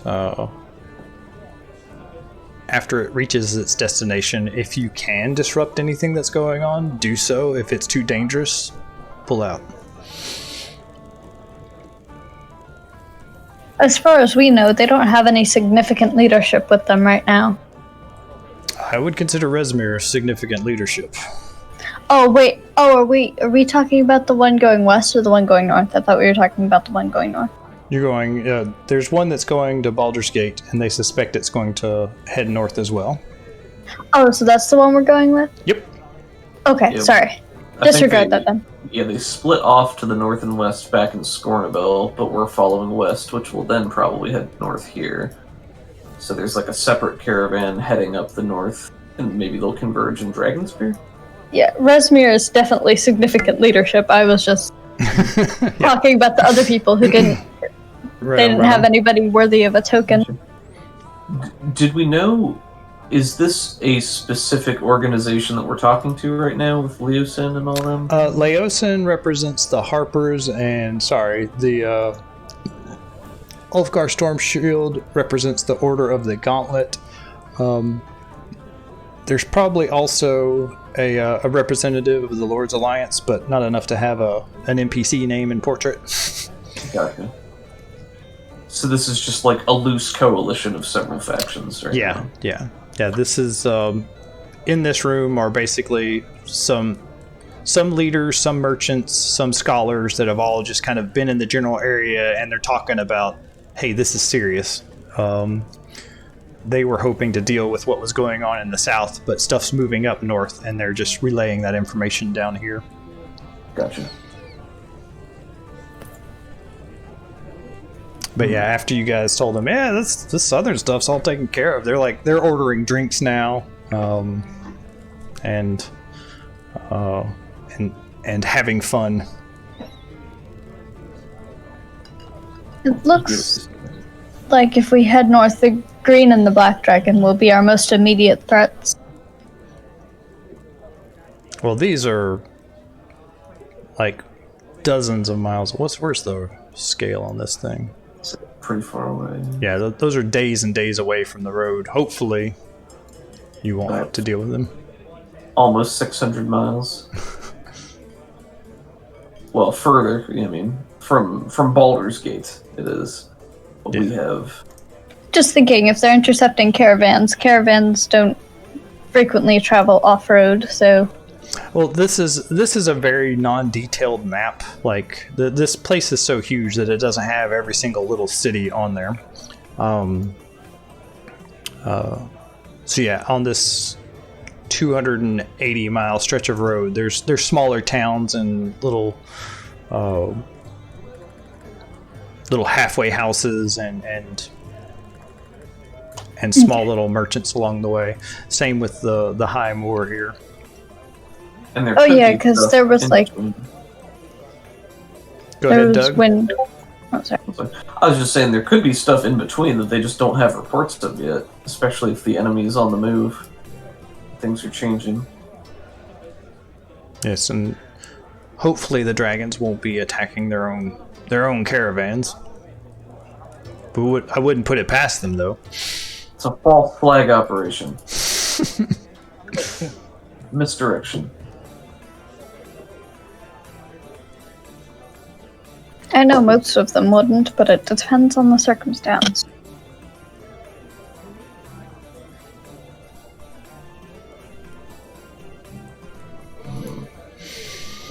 I have any other specific questions, but I think we have pretty clear immediate goal.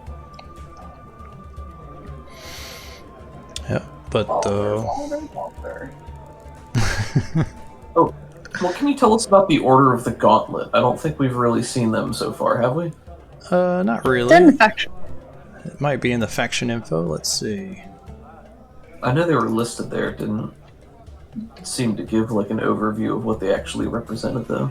Gotcha. Let's see. Was there another useful link that showed?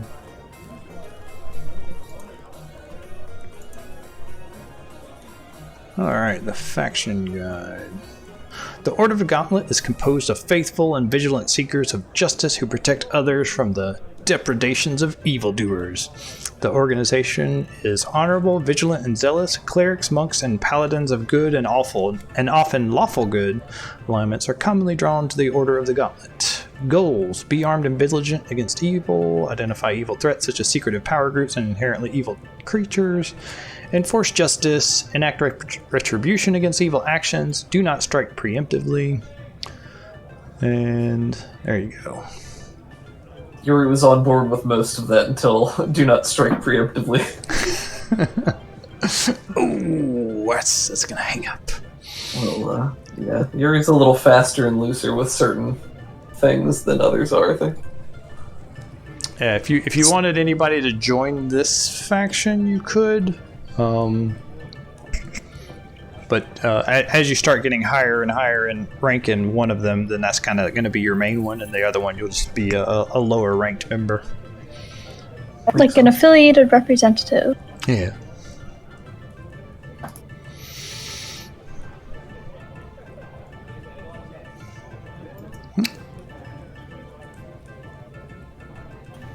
One more question, just so we know for the future. What do we know about this pair of red dragons up at the very north? Not much. That we believe that it's the same red dragon. One that attacked here and one that attacked there. The reports are far enough apart where that's a possibility.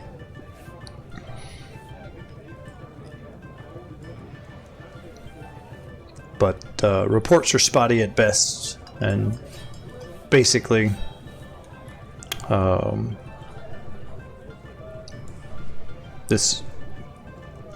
we're just seeing that there's more. This is far more dragon activity than we normally see. Normally dragons stake out some territory, stay in there, stay in their what they deem as their realm, but these are on the move.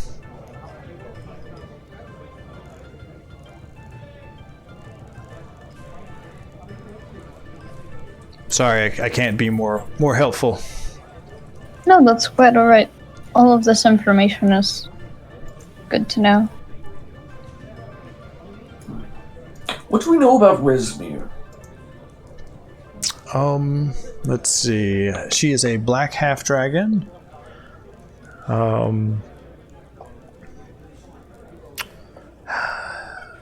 spies have said that she has recently come into possession of some sort of powerful artifact, a mask, we think.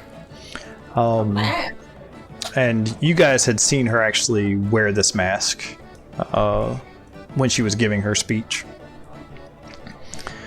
And she is in charge. We believe the cult is split up into 5 main factions, sub-factions, and she is in charge of the Black Wing. Is there 4 more Rezmirs walking around? Well, no. We have one of them in custody, and we probably killed a second. We don't know that. Well, we don't, but logically. No, the Langdodrosa Very dubious. Langdodrosa was not the leader of the Blue Wing. Damn. And Oh, dang.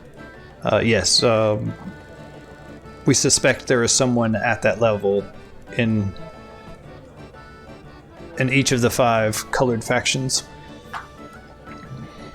Like Yuri I looks said, 4 more Rezmirs. Yuri looks disappointed for just a moment, but then perks up again, realizing there are greater challenges ahead. Yay!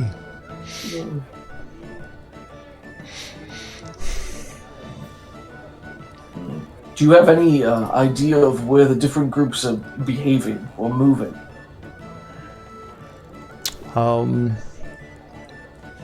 This map is kind of our complete knowledge. There could be other things going on that we're not privy to yet.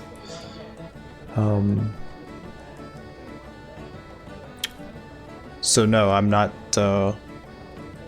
We don't know where the cult is moving to, and part of that is why we need your help.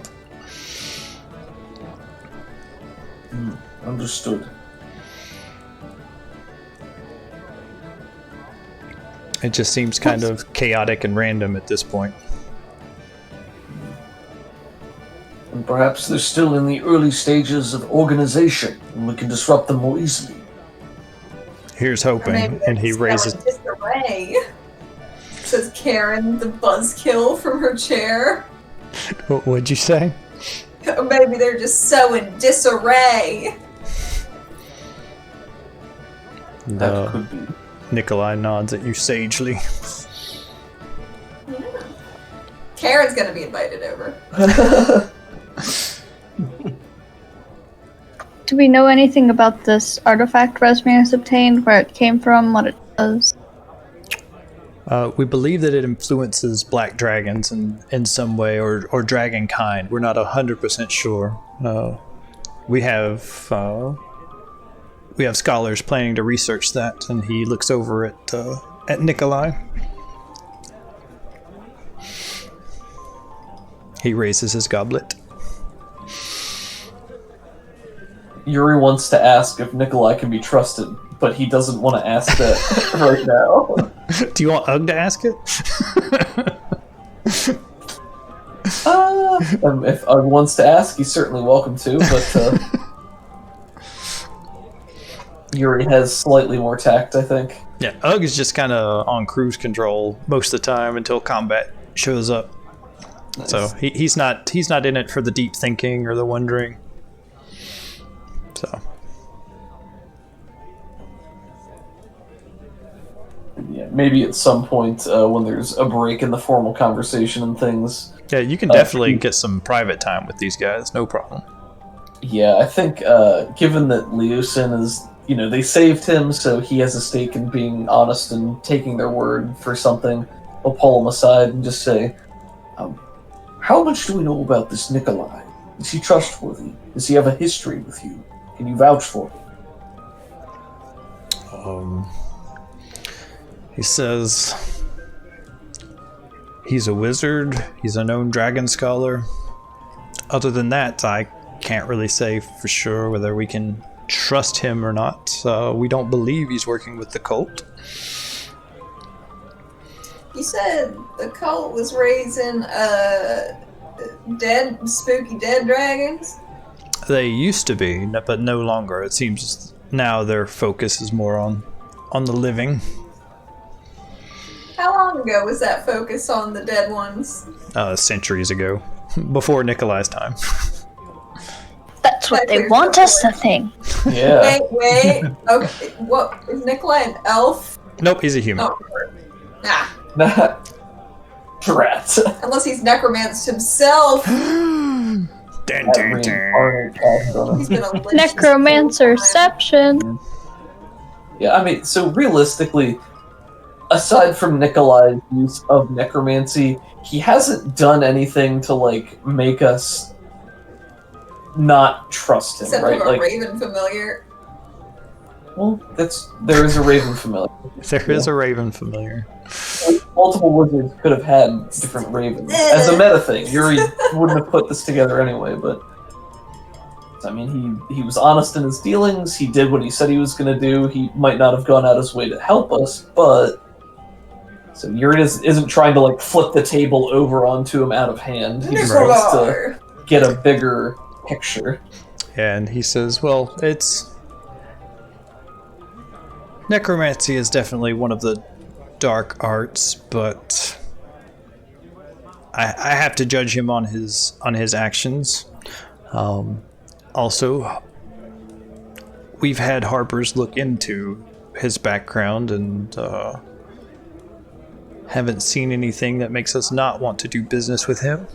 But you're welcome to do research as well. Baldur's Gate has plenty of libraries to access. Yeah. If you don't trust what he will find for us. Well, if you've looked into it and you're aware of his necromancy, then I'm not going to complain. Yeah, on the surface, he claims to be a diviner, and he has some access to some spells. He sells that access to the common folk on occasion, but for the most part, he researches dragons and learns about their anatomy and their inner workings. That's what I know.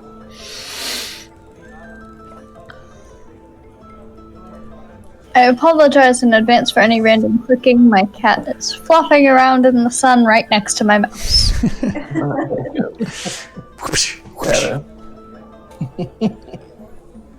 Ours is napping quietly in a box. Now, when he sits in the sun, he just goes crazy. He acts drunk. Oh, so does ours. She makes a very specific noise when she's rolling over in the sun. It's like, It's part parrot. Well, I think here's a good little spot to take a short break. Sounds good. If you come up with any more questions, we'll continue the scene. Otherwise, we'll just move on. Okay. All right, be back in about 5 minutes. Sounds good.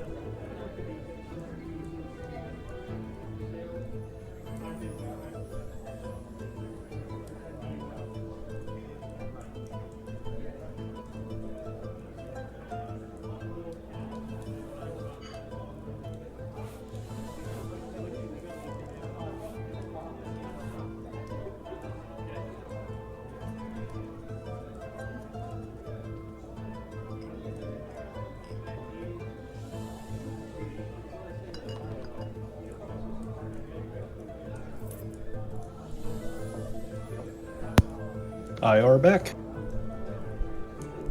We are also back. Yay! Huzzah! Huzzah! Good morning!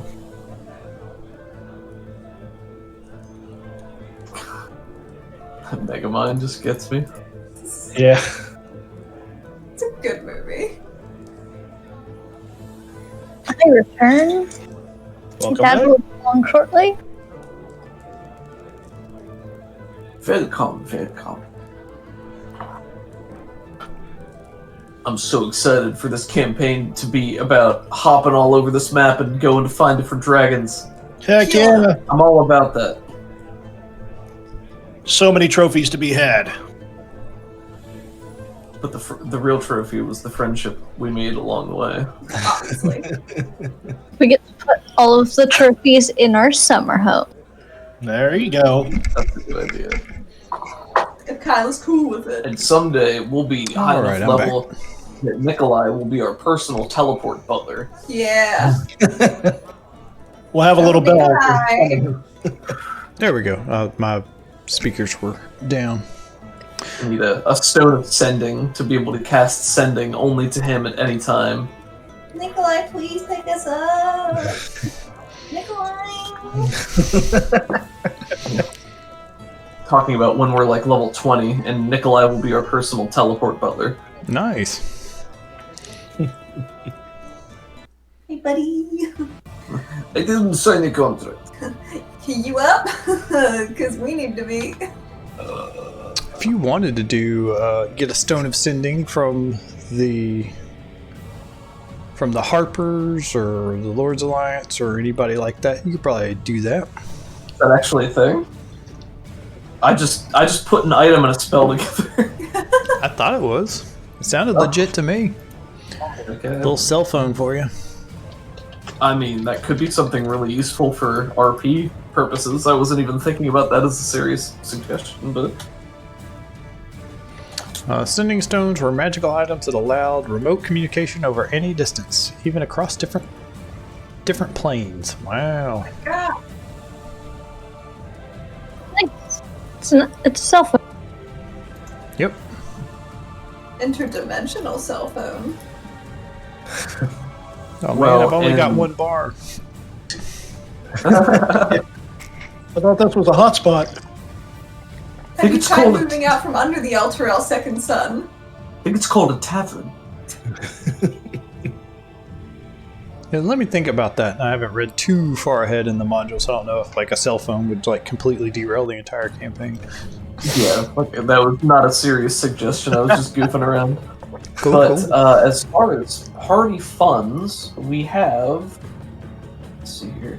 We're up to 1,590 gold, and then we also have items worth an additional 320. So we're at almost 2,000 gold. Ooh. Respectable. I don't know what currency exchange is like in this game, and like value for yearly living and expenses versus what sorts of things we might actually be able to reasonably find and purchase. So, Cobus will provide the food, so we don't have to worry about that.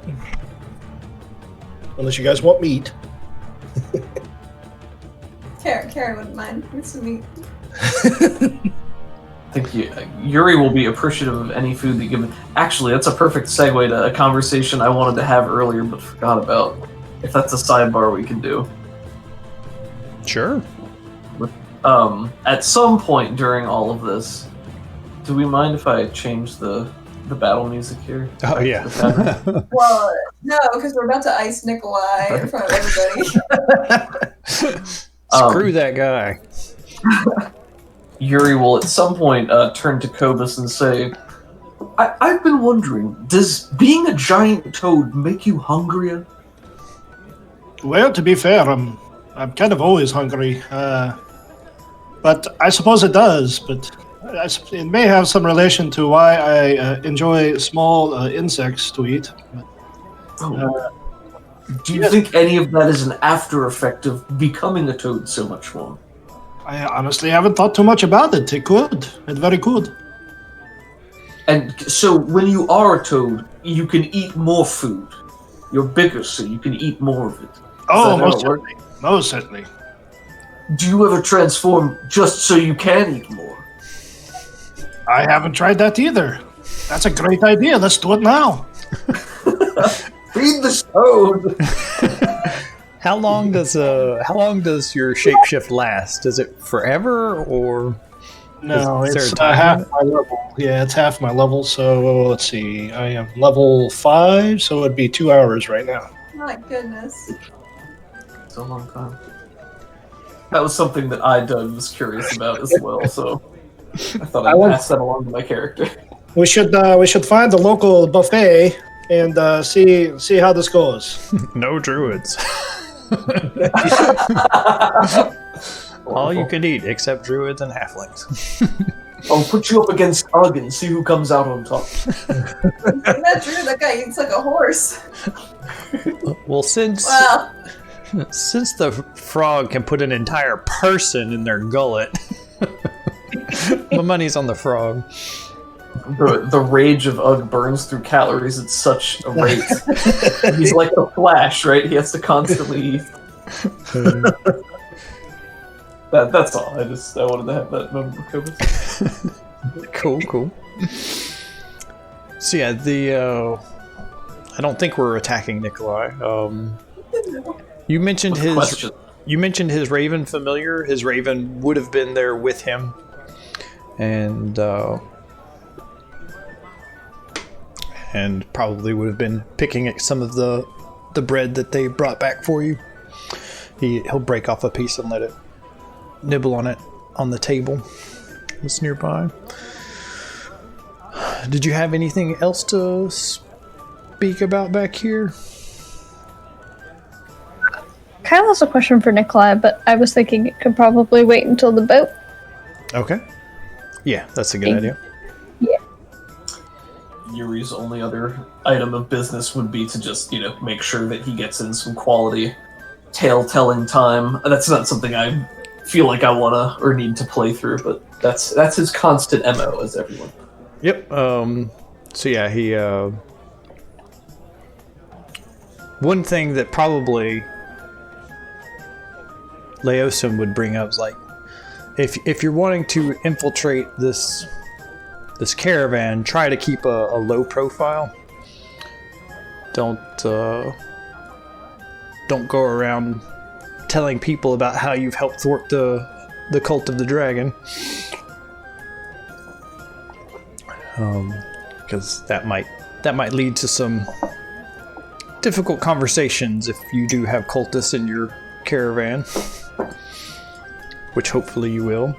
If you'd like to take some time to change up your look a little bit, that might also be useful. Maybe hide what's his face's Cyanrath's sword. Yuri's mood has plummeted. This moment has been utterly ruined for him in the reality of what this next mission is going to be, and having to just be quiet and not talk to people and hide everything, basically to become the inverse of who he is. like a kid at McDonald's that has just been told, no, we can't play on the playground today. Basically. But he Oh my also God. recognizes the sense in this, so he has no rebuttal and won't complain. What were we saying, Kyle? I'm wondering if there's... I was thinking about different things we could do with the Hat of Disguise before I remembered we don't have the Hat of Disguise anymore, unfortunately. True. Because I was We thinking could- about how Yuri impersonated Resmir at one point, and I was thinking about different stuff. Because we have Cyanrath's sword and armor, and then we have Frulam's halberd, and I was thinking about how we could do that. Well, we do have a disguise kit, I think, from the Harpers, or Kyla does. We could always try to purchase one, see if we can find another Hat of Disguise, or maybe we find another bag of holding or something in Baldur's Gate so we can fit more stuff in if we can't fit that in our current haversack. Yep, Baldur's Gate would be plenty big enough to go magic items shopping, I think. how well would a disguise kit do? Like, I don't know the exact details of that, but I think I got one from the Harpers. Yeah, you wouldn't be able to like change a bronze-scaled dragonborn into a black half dragon. that's it's like makeup and mustaches and fake and glasses and hair dyes and things like that. Buy a pack of Sharpies and color my scales in a different color. Oh, right, because I forgot that Frulam would be a black dragonborn now. Half dragon, but yeah. Yeah, I'm sorry, half dragon. She wasn't born a dragon at all.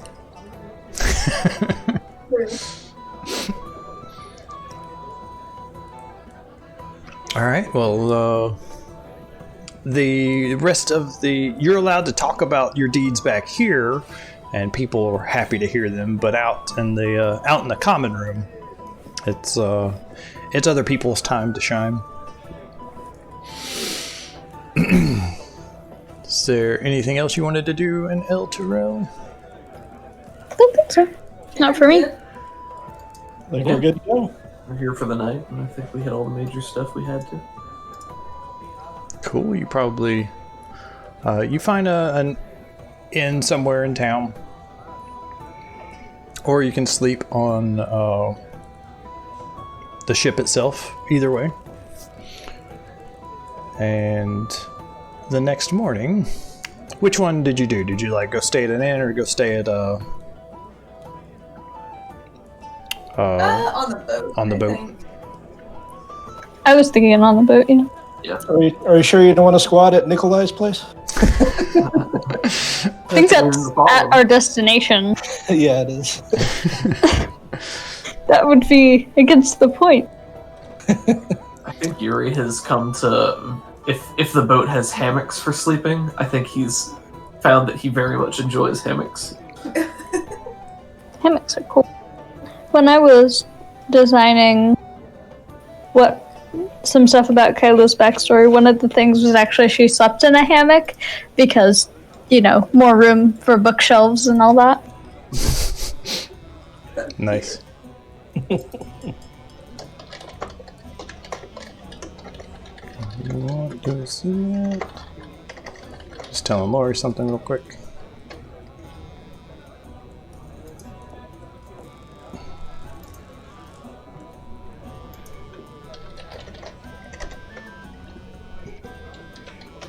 Alright. So, the next morning,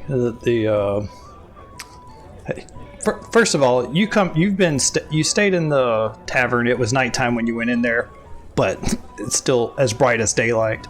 You stayed there a while, hung out in the common room, drank, listened to stories, come back out, still super bright.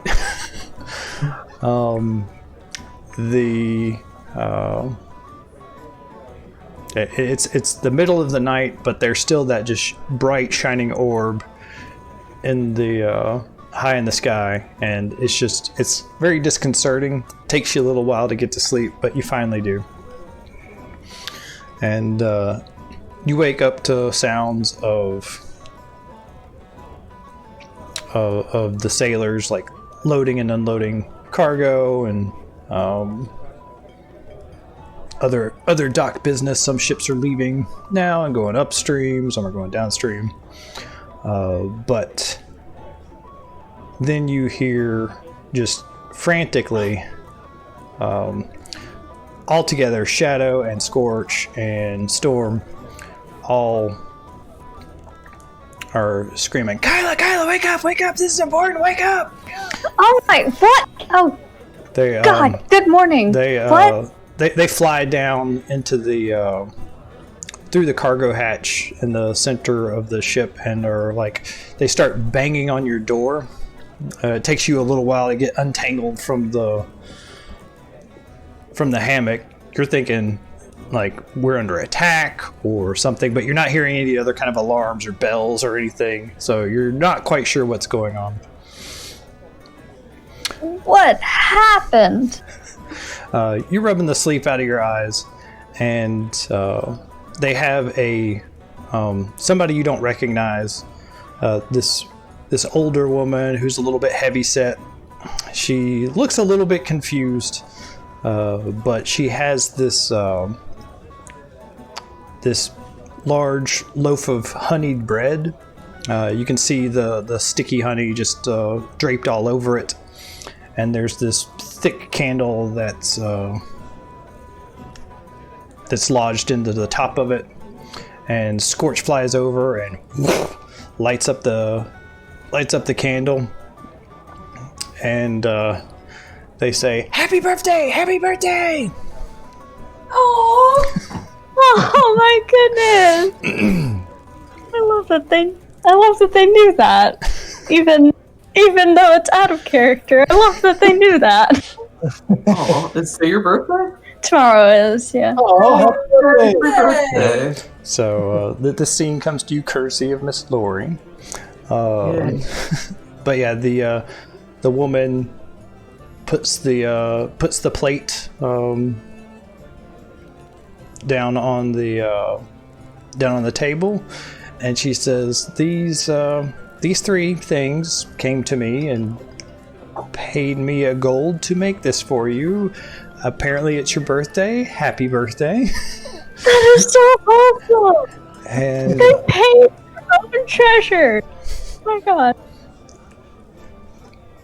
and yeah, so I don't think you need anything else from me, so I hope you have a happy birthday, young lady. And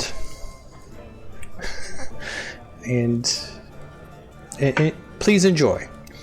And when you cut into this thing, the bread is very soft, not quite cake-like, but just soft. And there are just different types of fruit that have been baked into it, like raisins. It's kind of a sweet little treat. Yes, raisin. Yes, I will absolutely thank her pseudo dragons for this, and definitely give them a piece of the super good quality bread. Yeah, and so you dole it out. There's plenty for everyone to have a piece. Nikolai comes out and may try to sneak a piece if that's allowed, but if not, then he won't. That's allowed. That's allowed. All right. She will. I don't even know if it's Kylo's birthday in game or not, but it is now. Is this at It is. the common area? Like everybody sees this happen? Oh yeah. Like they made a god awful racket when they were banging on the door, and everybody's up just a little bit too early. Kyla, it's your birthday and you didn't tell us. Happy birthday! You should have known this. What, me? Yes. Why? You think I can read a calendar? Just giving you travel. What, we didn't... Oh, Kyla, do you know my birthday? No, but happy birthday! oh, thank you. So yeah, the cake's good. It's sweet. It's nice. But the older woman just excuses herself and leaves the ship, and just the rest of the passengers are kind of looking out like that's kind of weird. These little not quite dragons are flying around and eating cake and things like that. Nikolai feeds just like a scrap of it to his familiar, and the shadow looks at that raven and just narrows his eyes at it, and you just get this vibe that Shadow does not like that thing.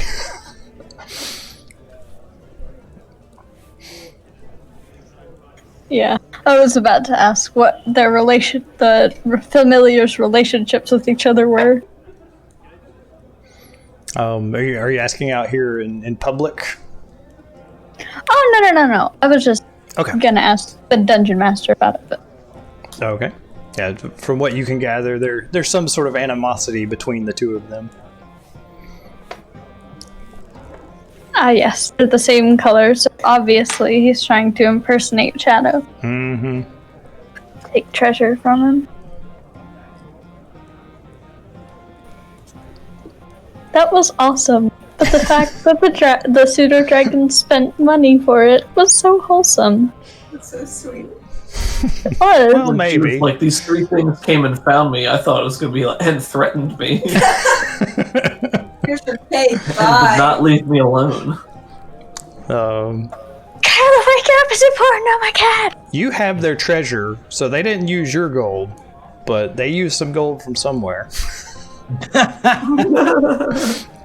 Well, I see. They still technically could have kept it though. They could have. But yeah, so everybody enjoys a nice little bit of cake. And yeah, so you start leaving, the ship backs out of port, the sails unfurl, and you're back on the river.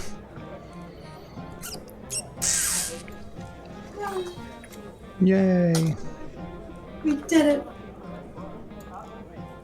Sailing away. Yeah. Wind at our back. As you Valheim to start. oops, I'm marking up my pretty map here. I looked up honey bread just to see what it looks like, and it looks so delicious. No, I made Yeah. it up. I'm happy No, it's a thing. Yeah, it's definitely a thing. It's kind of... I see some versions that are kind of like a cinnamon roll, but instead of cinnamon, it's honey and it's bread. Like it's in that... Honey Well, wheat style. is one of my favorite types of bread. It's good bread. Cool. Yeah, it's just very yummy looking. All right, so you start traveling down this very broad river. It's getting a little bit bigger the closer you're getting to the coast, and that the glowing light of the companion slowly but surely fades to the east. After about 5 days. Actually, no. How long is this? No snapping.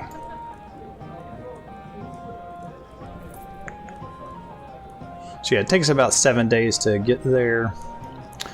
Ooh, fancy. Including Ben's, it's about 300 miles, yeah. So you have, after about 3 or 4 days, it's faded into the distance, and you no longer see it. I guess we're no longer in a tavern anymore. We can switch back over to ship, but we might just switch right into combat music. Oh my gosh! We called it, Allie! We're done! We saw the grid and we just knew. So yes, let's see. Let's go over to here.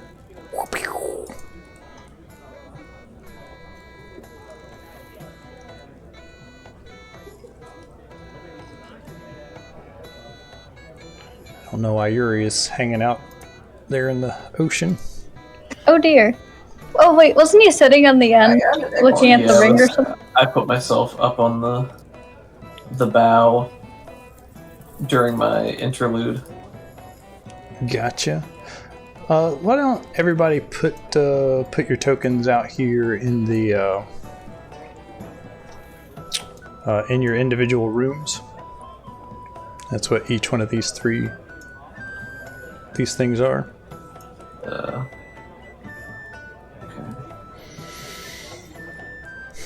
I'll be right here. Maybe Ugg and Yuri get put on the opposite side because they're the loudest. And balance out the weight of the ship. Yeah. Oh, now we're listening to port. All right. So, excuse me. Dun, dun, dun. Where's my watch together? That night, we'll be in the ship for just a little bit. So that night, you've pulled up on side of the river, not too close to shore, but out of the main thoroughfares.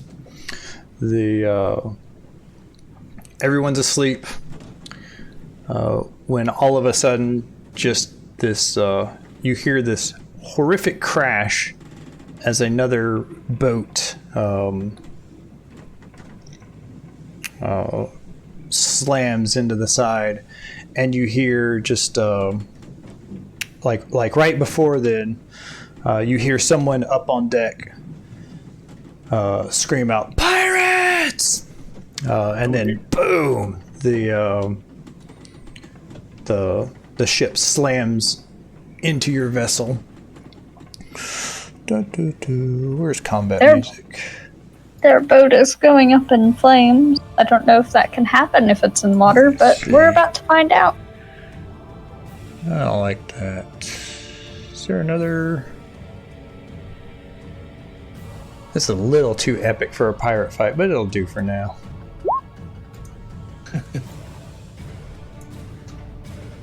If you have something better, Doug, feel free to cue it up, but if not, this is what we'll go with. We'll find something.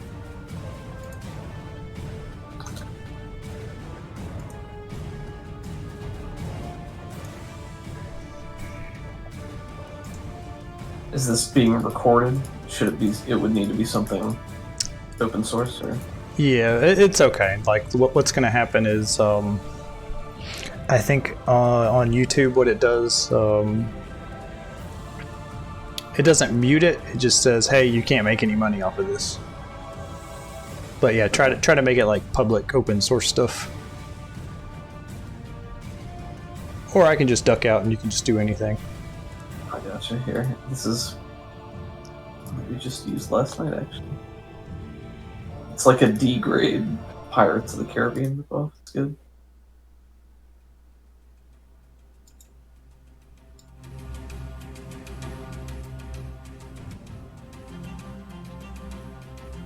I like that. Yeah, it's good. That will work. Alright, where the heck is my turn counter? Boom. Let me clear out the turn counter. Remove all turns. Clear. There we go.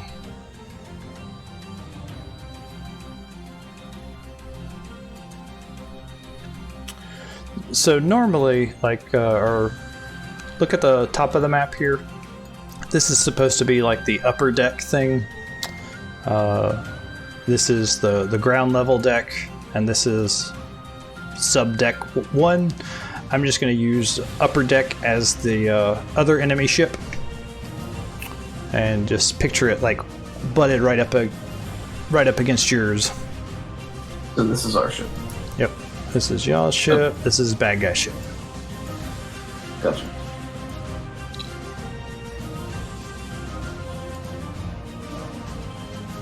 This'll work.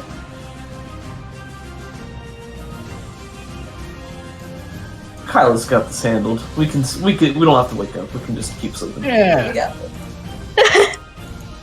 Fireball. Oh, I bet Kobus has some really cool 3rd level spells. Oh, that's rough. Initiative. Oh my. I'm gonna select my token and use the button. Do it. Oh, bad, Karen. I didn't mess up this time. Oh no, Kobus. This is for Ugg. Oh my god. Wow, guys, we are very sleepy. Yeah.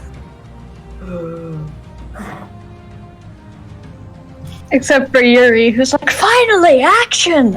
This trip has been boring. No raiders? Jumps up through the deck, smashes a hole in the ship. That would not be good. No. Alright, let me roll some initiatives after I get back on the token layer. Bloop.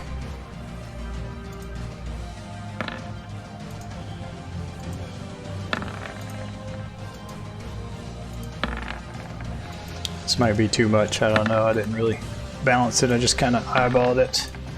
So we'll find out. Bugbear? Oh my gosh, Oh my. that's so many bugbears. Oh my gosh. Hobgoblins, maybe. Bugbears, more like hug bears. Let's put these guys back on the GM layer. If you want to try that, then you go right ahead. Man, a lot of low rolls here. Oh my goodness. I'm considering lucking my initiative roll because they're all lined up so nicely, and I don't want that to change. We'll do it. Alright, I think I will, because I believe we're going to have a long rest after this anyways. This was in the middle of the night. Is that correct? This happened around midnight. The moon's high in the sky. Wow, it was a 4, so I'll just keep it at, it was 7 before, I think. No, it was a 6. Alright, you can have a 6. Ah, wait, I'm sorry, it was a 7. I'm sorry to Whatever. keep changing it. Doesn't matter. Yeah.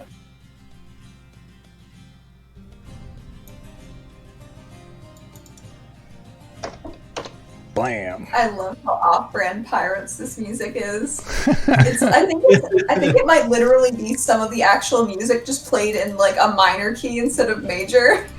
There are probably similar, sequences of notes that are done. I can't believe it's not pirates. Oops, all pirates. All right, so you guys wake up. We'll worry about what's going on the surface here in a little bit. You hear the jeering of pirates, and then up on the deck you hear someone calling battle stations. Everybody wake up. That sort of thing. So, what does your group do as a whole? I get up and get equipped immediately and go upstairs. Yeah, absolutely. Grabbing Karen's your got her braid off, her pajamas on, she turns invisible, she's ready to go. grabbing your weapons, easy. You can do that on the way out the door. Putting on your armor would take about a minute, which is about 10 rounds of combat. So, probably don't have your armor on, but you can grab your shield fine. and stuff. I will make do. I only have mage armor anyway. Can Kylo grab her spell save breakers still and just slide those on? Her what? So one of the plus +1 item she got from the Harpers was like a +1 DC to spell save. Yeah. Okay. Yeah, that's something you can put on real quick. That's a magic item. You're just sliding it on, or it's light enough you can actually sleep with it. All right, so everybody gets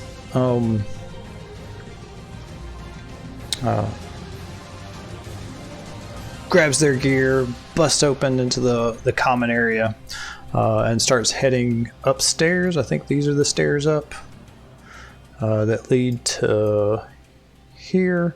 So we'll just move everybody over to that general area. You also see, let's change that around.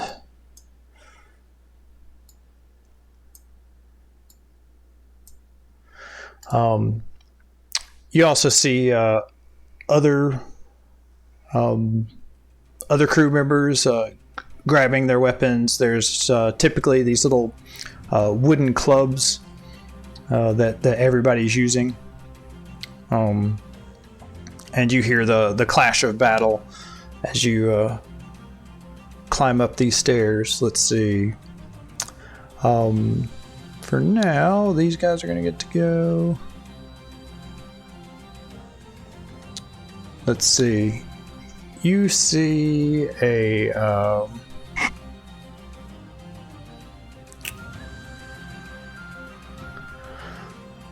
let's just roll a couple of attack rolls real quick. See how this is doing.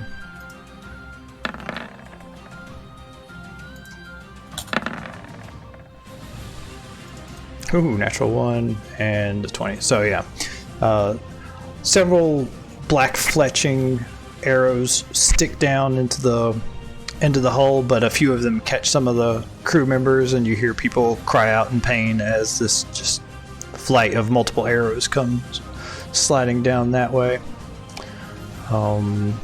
Let's see, this veteran pirate is screaming out, "Board! Board!" Actually, he's screaming out something in Goblin, so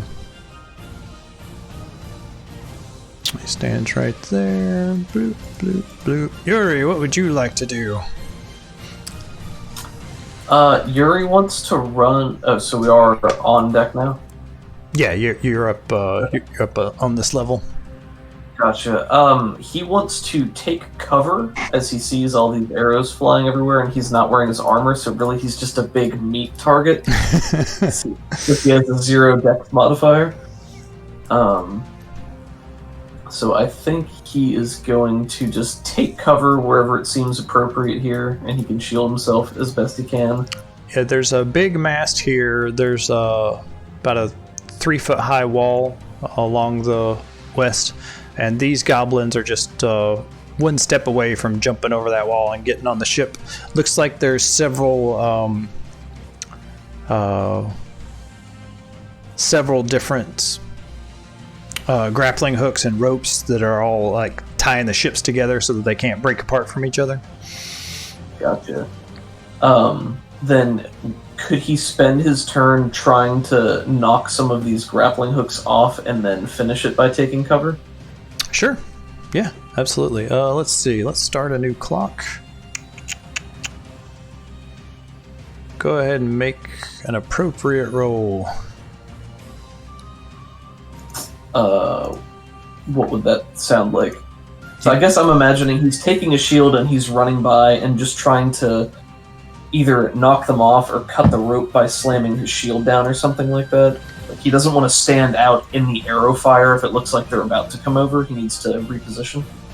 Sure. 3, 4, 5, 6, 7. Like maybe athletics or an attack roll or whatever you think's appropriate, man. Works for me. Okay. I'll go ahead and use one of my inspirations since I'm capped out right now, and I will roll his attack. Oh, well, I'm glad I did that. 16. Alright, yeah, you, let's see, where's my freehand painting? There we go. Why did you change colors? I hate you.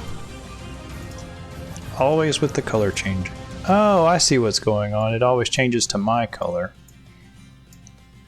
Anytime I switch off that tool and back. So yeah, you get a success. You get to fill in 2 wedges of that. And because you made a success, you managed to duck a few arrows and head back. There. Why don't you get behind this big mast? You can do that, or behind here or here. I think would be cover. Out here where you were is just kind of out in the open. Okay, I didn't know if this was like a box or something. That sounds good. That's the hatch that goes down to the lower levels. I see. Okay, that makes more sense. Yeah, the mast is good.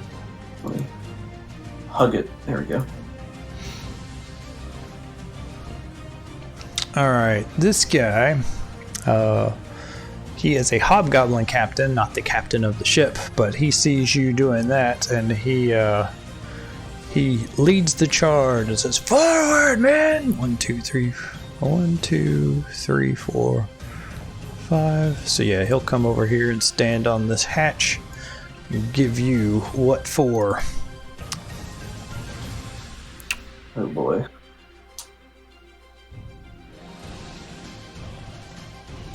Alright, let's just do one of these. Oh, will an 8 hit you? It will not, thankfully. Nice. So yeah, he comes up and swings this large axe, and it just thunks into the mast that you're hiding behind. And he snarls, and you smell his fetid breath. Hobgoblins. We'll do a couple over here. Oh no.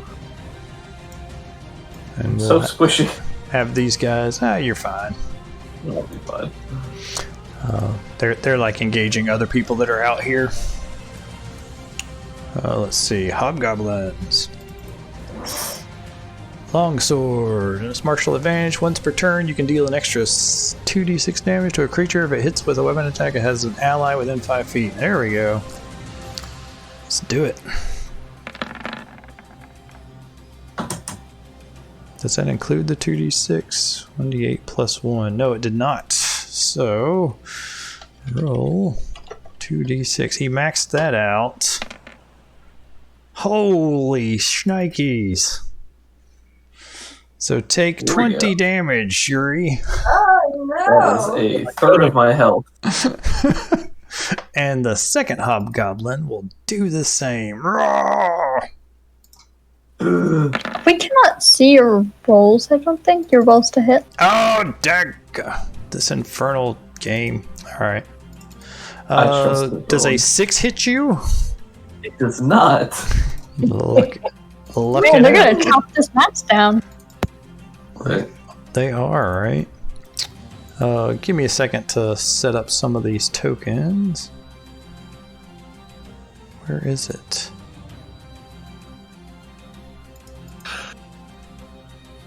Always whisper rolls. Never whisper rolls.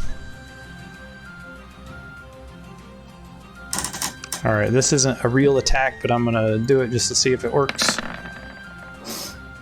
Did you Thank see? goodness. Did you see that? Yeah. Yes. All right, perfect.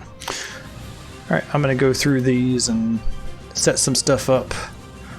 This bugbear, he's just hanging back for now. Kyla, it's your turn. Lovely. First, she's gonna move up here, so Yuri can have advantage if he decides to attack that hobgoblin. And we're gonna launch a fireball among these goblins. All right, you let me know how that works out. Alright, so See if you can beat the total of, I think it was 12 is what I rolled. So everybody in that area needs to make. I can hit all 8 goblins because it's a 20-foot cube Yeah. or a sphere. So they need to make a saving throw that's dexterity DC 15. Well, roll for the damage first. Because if you get 14, then it's not really going to matter.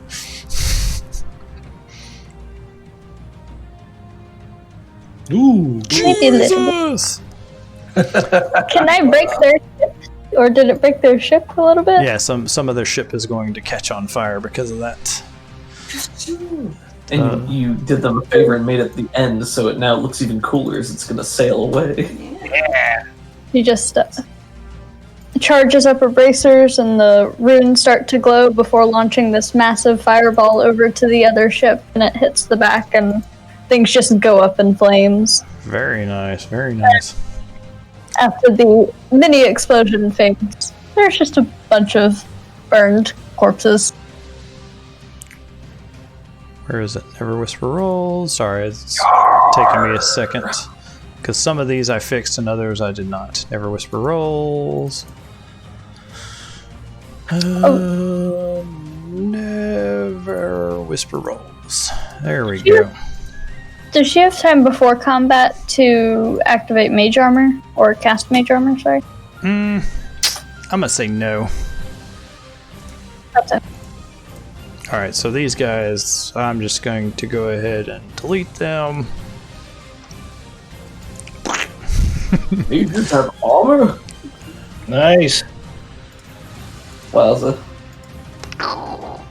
And the mast is on fire, and their back sail is on fire. You I got a think that's fireball.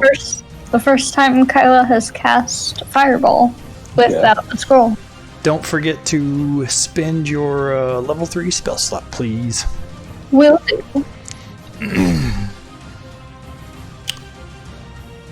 To do that, you would have had to come out here for a little bit. Where you're at right now is like Using this okay. other ship as an example, you're like under there. You're right here. Oh, Sorry. I see. So Okay, you'd so have to at could least I come just... out to there, maybe. Yeah. Yeah, I'm fine with that. Would that still give Yuri advantage on? Not quite. One of these or the other would give him an advantage. It's no problem. But Yeah, we got They're probably going to have a chance to go before me. Yeah. So what was that, Kevin? other I'm- characters that can help with that. Yeah, cool, just with whatever helps other people do cool things as well. Ugh, what would you like to do? Rage. Yeah, it's probably going to rage, right? That seems like an Ugg thing to do. That sounds like a. Well, I haven't pulled up the sheet. So he's going to rage, and I guess Ugg will go and attack the one right by Yuri, because he's closest. So he gets advantage on this, I guess? Yeah, absolutely. Great axe. Great axe. 17. Ugh. Everyone knows my name. This is awesome. My reputation precedes me. Continue running this way to get advantage on this guy as he continues swinging. And he's gonna great axe this guy. God dang! What does this guy have? Well, he's level 5, so he gets 2 attacks now. Oh, Although, if he goes into a frenzied rage, I think he gets more. my goodness. I think he can't do that on his first turn anyway. Yeah, I think the bonus action gives him the rage, and then Oh, it's when you can go into a frenzy when you rage.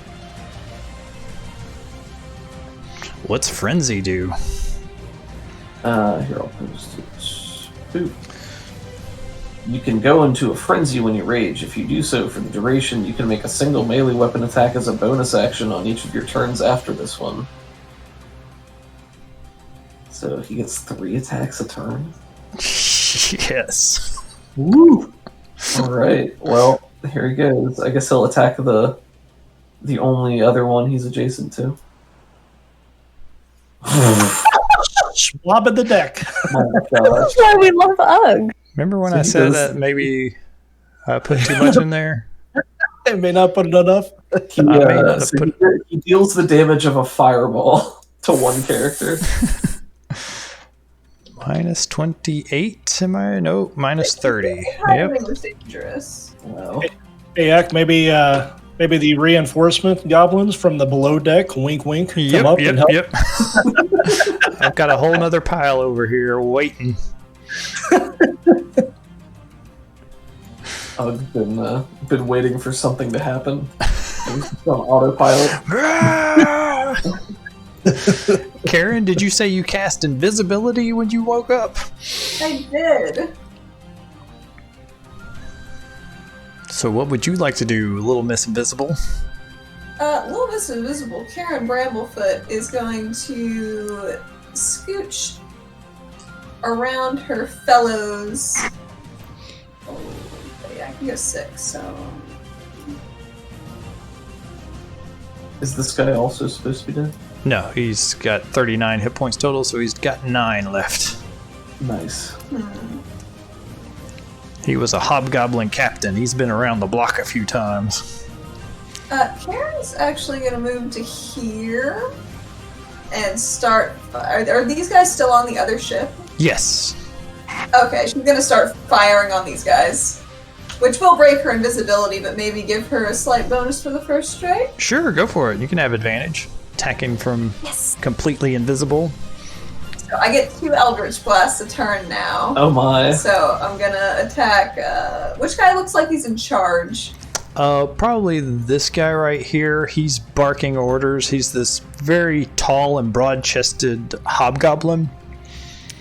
Alright. And, Well, I would love to cast Eldritch Blast at him. I'll allow it. Thank you. That Is will that hit. acceptable? Yes, ma'am. Boo. Weak. You have the thing that adds damage to your blast? I should. We fixed this like multiple times on your sheet, I swear. Yeah, I think it keeps goobering itself. It should. Here, hold on. So how much more? Minus 3 more? 3 more, yeah. Okay. So he's down to 51 hit points. Armor class 15. There you go. Cool, thank you. Yep. And here I go again. Whoo! That'll do it. There we go. That's 7 more damage. Nice. You come up and give him the old double tap. Pow pow! That's the goal. Let's see here. This guy. Oh man.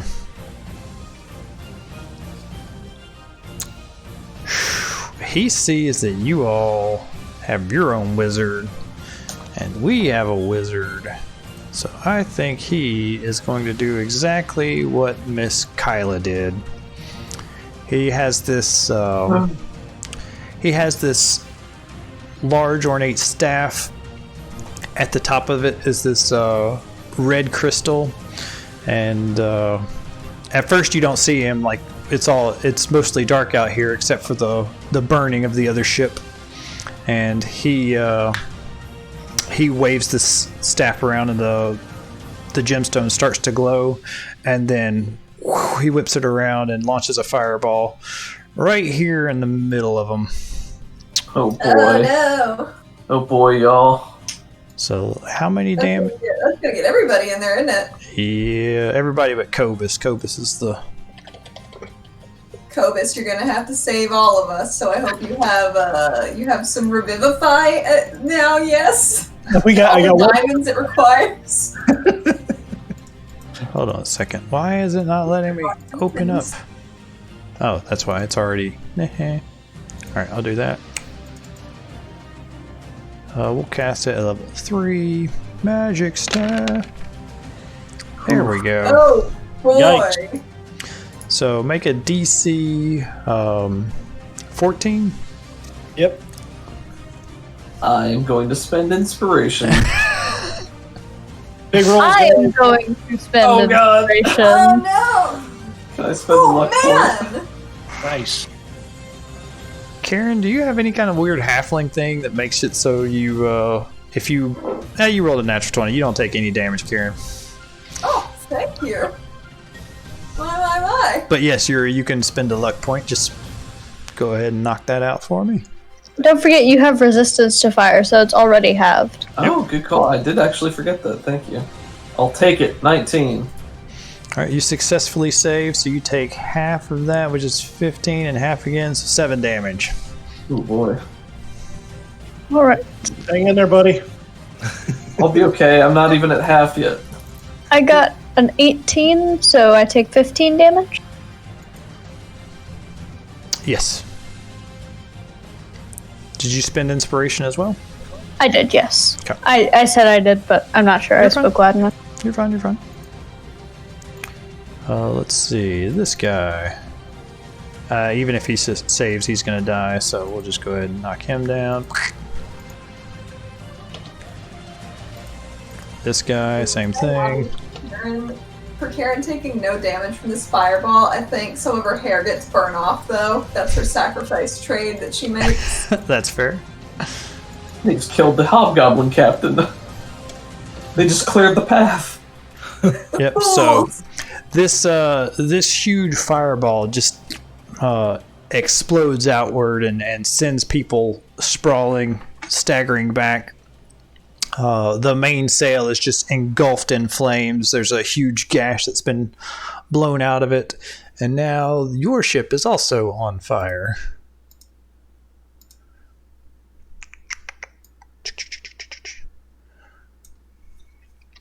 That's up high where the sail is. And then, yeah, there's like other little small fires that aren't going to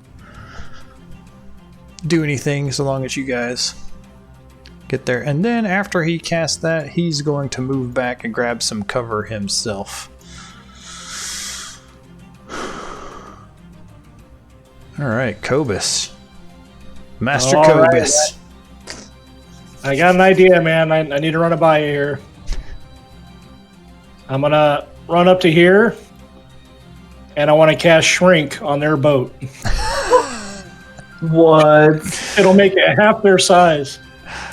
Hold on a minute. What level spell is Shrink?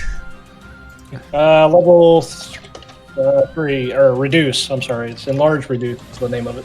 Just let me look at this, you crazy son of a bitch. Please do.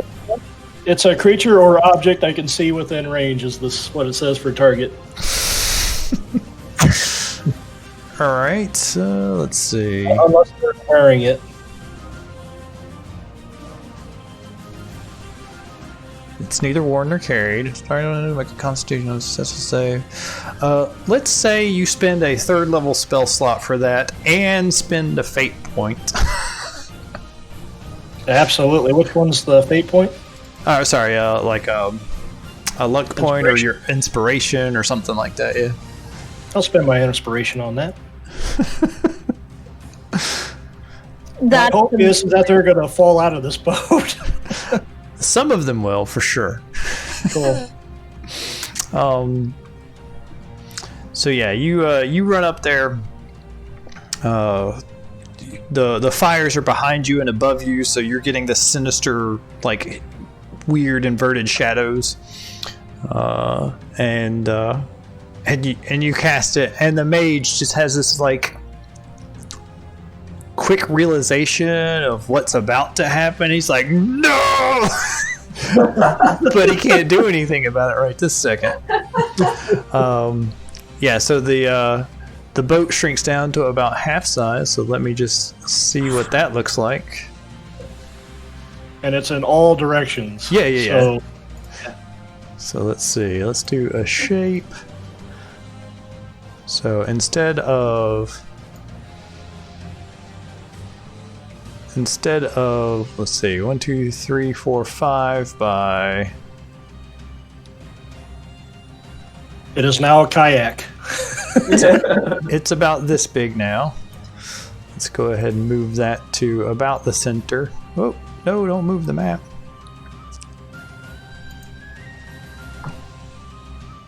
I know that struggle. Oh, god dang it. Hate you.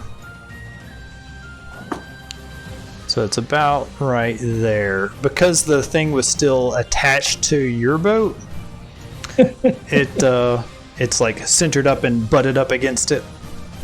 I was wondering if it was going to like swing and hit our boat because it's...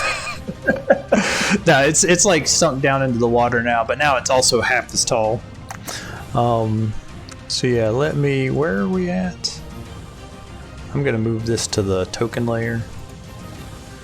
And I'm gonna go to the token layer. So yeah, all these guys kind of shift around in place. This guy's here now, this guy's here, and this guy is here. Oh, that's awesome. Give me just a second to think about this stuff.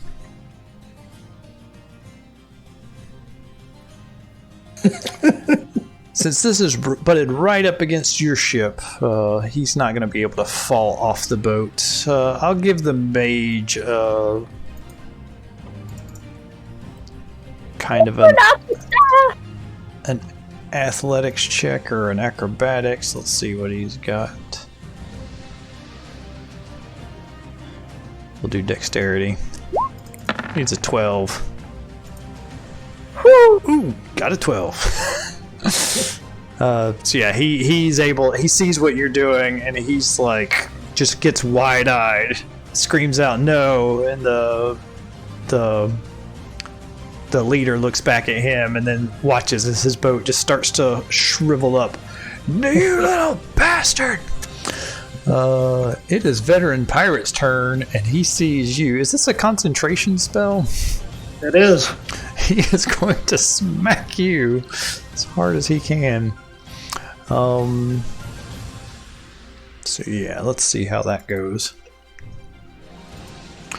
He's going to do a longsword. Does he have any buddies in range? No, he does not. That's unfortunate.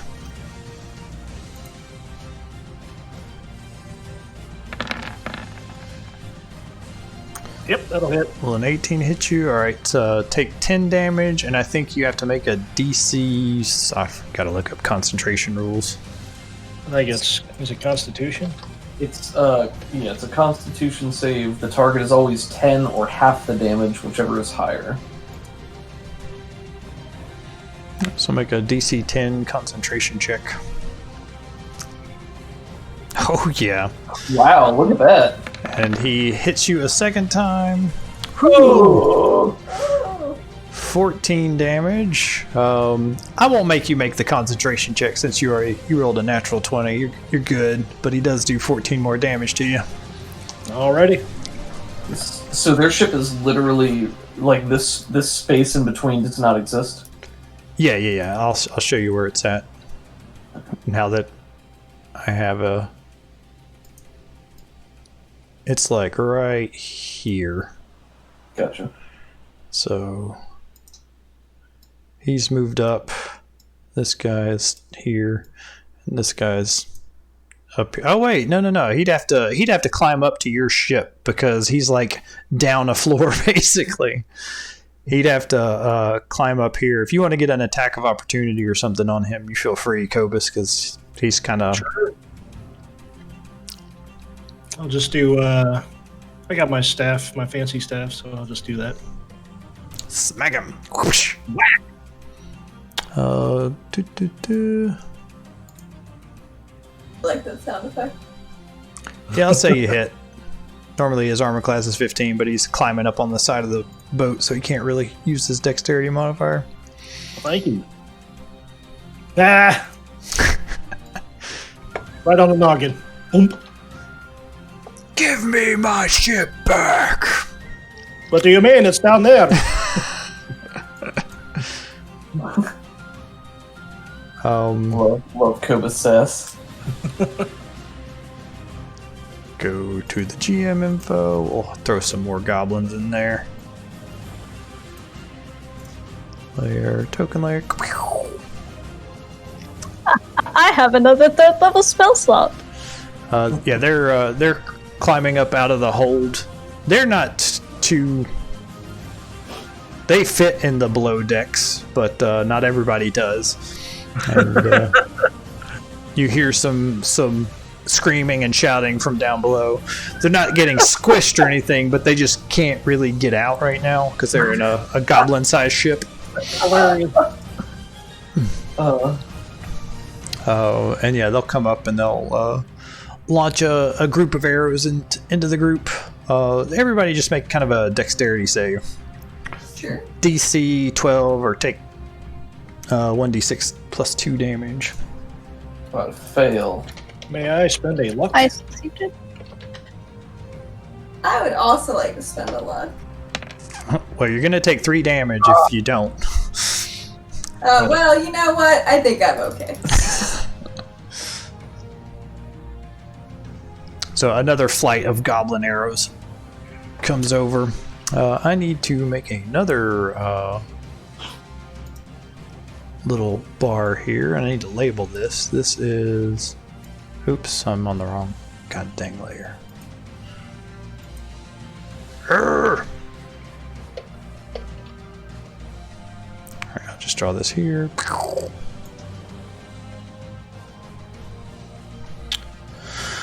Alright, the one on the left is ship. Your ship is tied to the other ship, and the one on the right is your sails are ruined.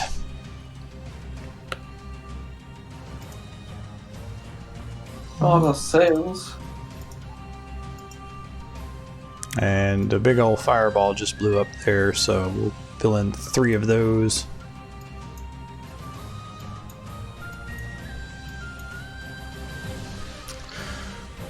Alright.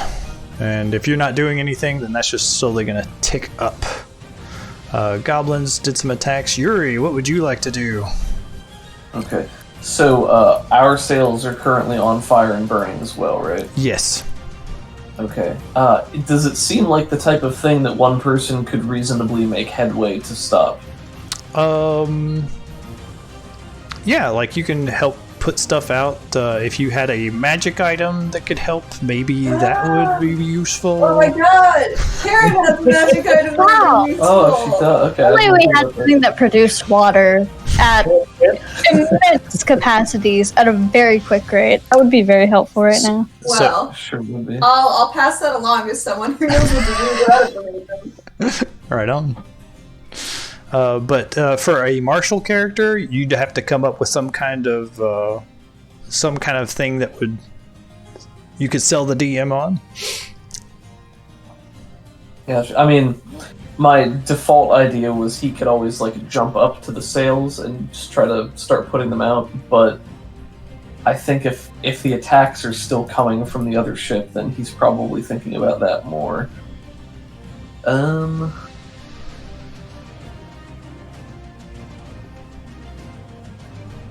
Can he? So, are there goblins up, like, on the ship itself now? Yeah. Sorry, I'll. They're all kind of crowded in here. Gotcha. Basically, I think Yuri would like to jump up on the side of the ship and use his fire breath to get as many goblins in the sail as he can. Whatever the best configuration of that would be is what he's looking for. So Sure, yeah, you could breathe down. Like, you're up high compared to them. They're like down half a floor. So if I move 4 spots over to here, and then he just aims it Yeah, you could get quite a few of them. across this way, or however that works. Oh, sure. Yeah, you could just. Yeah. However that factors out is fine, but I think that's going to be his goal here. So, Dragon Breath. I don't think it's increased in power yet. Level 5, maybe. I can't remember. I want to say it's level 6. Could be wrong, though. 3d6 damage at level 6, yep. So I'm still at 2d6, but I'll take it. Fire! Go. 6. Oh. Oh. Oh. Do you want to luck that? I will. I will spend a luck on that, just to try. I still got one more after that, why not? Oh, maybe. There we go. If they don't make their saves. All right, we'll roll a few saves. This is a dexterity save at 13. Yep. Let's see. You're gonna get. I'll just go down the line. 1, 2, 3, 4, 5, 6. Looks like you're gonna get 6 of them. Sounds more than fair. All right. So 1, 2, 3, 4.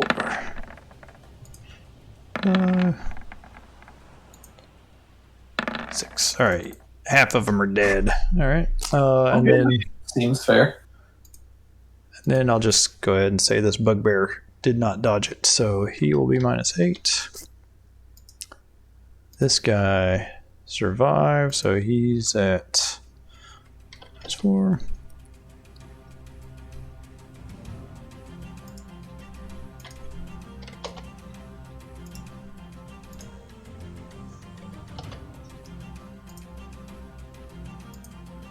Blah. Blah. Nice. And blah. Bleh. Oh no, the vampires! We left Elturel! Oh yeah, I forgot about Nikolai. Nikolai wakes up and locks his door. What a coward. Yeah, that sounds right. It's gonna burn to death down You there. could just dimension door away, probably. He's not yeah. worried. Well, why did he do that to get home? I don't know. Because it only goes 500 feet and his home is more than 500 feet away. I would save him 500 feet of walking. Maybe when he gets closer, I'll be like, well, I'll see you guys. Why? So Yuri. Yeah, so Yuri jumps up on the side of the ship there and does, just jets out a line of fire that he sweeps across the ship and up into the air to catch some of the sails. Yeah. and then he's going to jump back down and do his best to take cover from any arrows that might follow. That would be my goal. All right. So yeah, you've. I'll use the full scale ship here just to do a couple of things. All right. Hobgoblin dead. Is there any other hobgoblins down there? No, they're all dead. Get out of there, hobgoblin. Bugbear. He.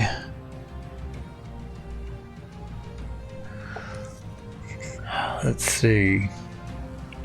Karen's right here. Yeah.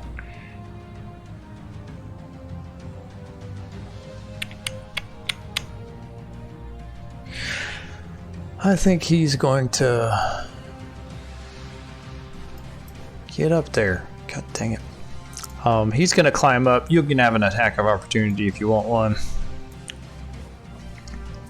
I could swing my staff. You are welcome I don't know to. what damage you can do, but I'll do it. Do it. Do I have any? Do I even have that on my? Should I roll it as a dagger? I don't have a staff on here, I guess. I can give you a staff real quick if you want one. Sure. You'll probably be able to do that faster than me. Sure. A quarterstaff. Bloop. Yes. Here we go. God, shrinking their ship is so funny. Dang. I'm gonna miss. Swing and a miss. Yeah, you this bugbear, he's almost level with the boat anyways. He's 8 feet tall, and he just leaps up, grabs the railing, swings over his feet, and now he's standing on the stairs. And he tries to grab you and then toss you down to the ship. Oh no. So he is going to make an athletics check. You can resist with either athletics or acrobatics. Let me take a peek. Looks like my athletics is -1, but my acrobatics is +3. I know what I'd roll if I were you. I would like to use inspiration.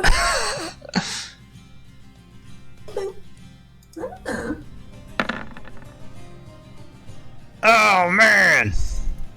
I want the second one. Okay. So he tries to. Does he have multi-attack? No.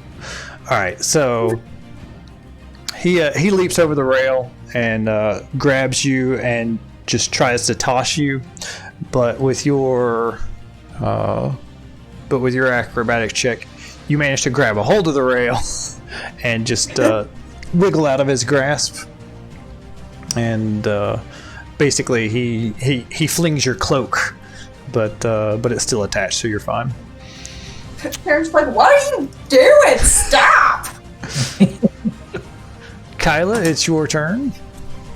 Alright, before Where's the mage go? he's right there. I'm in the initiative okay. order. Forever away. Yeah. So, who has Frulam's halberd? Ugh. Because I remember we had a conversation about that, but I forgot what your response was. Okay.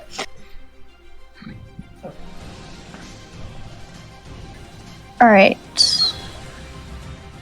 2 can play at the game of boarding each other's ships. I think what I'm going to do is jump down over here-ish. She's crazy. She's mad with power. And either the bugbear or the captain can get an attack of opportunity on me. I think I'm also wearing the cloak, so I don't know if that helps at all. We'll do the bugbear. I think to use the cloak, it's a bonus action. I don't know what it is. I'll check. But that's just to give you a bonus stealth check. Everybody's out in the open right now. You've slung a fireball. Everyone's aware of where you're at. So Yeah, I wasn't sure if it was like a kind of similar to a displacer cloak, but it's not. So he'll try to swing at you. God dang it! These pirates are the worst pirates in the world. Poor guys. Yeah, you leap over the railing and hop down. Before you see 1, 2, 3, 4 goblins and a cranky-looking mage with this glowing red staff. All right. So first thing first, this might be slightly involved. I am going to spend 2 sorcery points to make this spell a bonus action Okay. instead. So I will take those down real quick. And I'm going to cast Dragon's Breath. It's already a bonus action. Oh, is it? Yeah. Oops. Okay. Well, then never mind. That does not happen. And I will then use the action to breathe on these 3 right here. The 2 goblins to the top right and the mage. Go for it. She's kind of tired, so I'm just going to roll a d3 to see which of the elemental is out of one. Okay, so fire. And Fire! Fire! And the mage.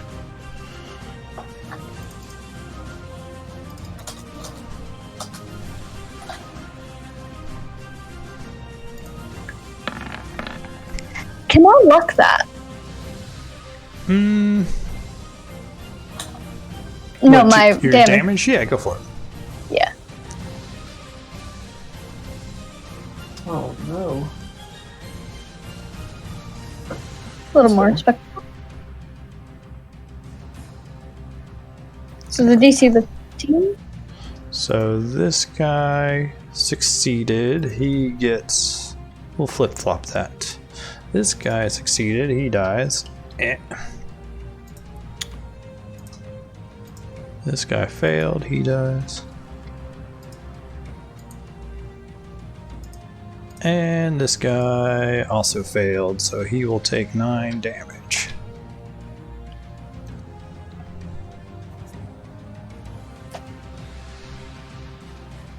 Nice.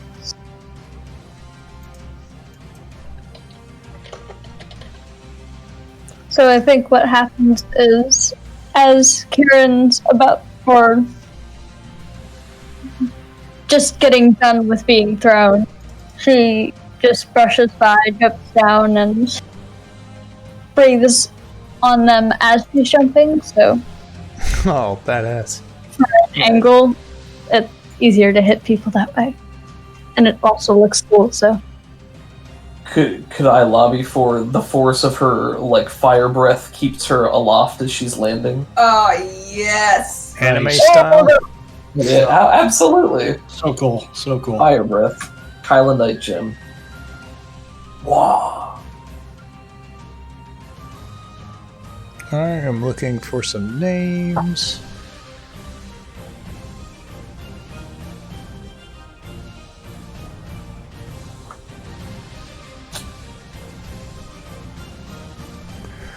Alright, cool. Sorry, I had to find where in my notes I had a couple of different things. Ugh! What would you like to do? What would I just probably hit the guy that just jumped in front of him. Yeah, I'm having trouble seeing all this stuff. Yeah, there's a bugbear to the left and a pirate captain to the right. Yeah, I think Ugga's gonna focus on the pirate captain. And the guy on the mage on the ship sees that everybody over here is dying, and he says, "Kerag, it's time to go!" Alright, well, Ugga's gonna attack 3 times, I guess. This time, recklessly. It may be too late for Mr. Yeah. Kerag. Number 1. Oh yeah. Here's number 2. Whew. boy. There's number 3. My God. Well, Oh my gosh. Where is he getting all this luck? 30 points of damage. He is still alive. Whew. Originally, this. Go ahead. Oh, I was just gonna wonder what he's using as a weapon, but I think we are using the Great Axe stats for the sword, aren't we?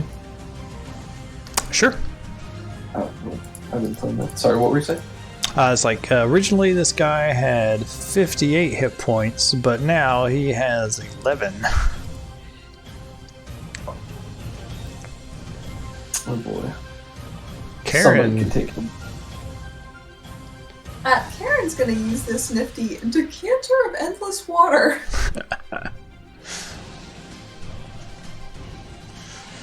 Popping that up, but she's spraying it on this our sails specifically, trying to douse the fire on our ship. Nice, nice. yeah, there are friendly sailors that are up there, and they are like batting at the flames or bringing down the sails, and you just uncork this bottle and just start spewing this water everywhere,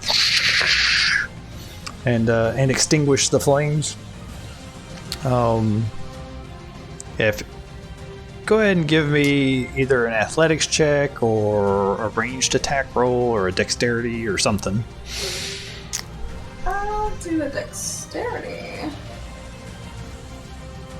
Well,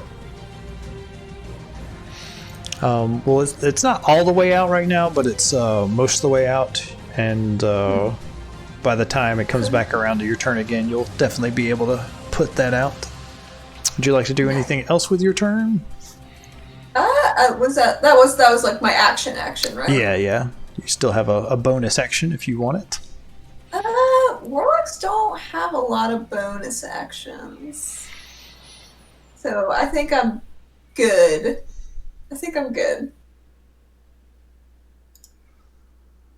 All right, I gotta look up.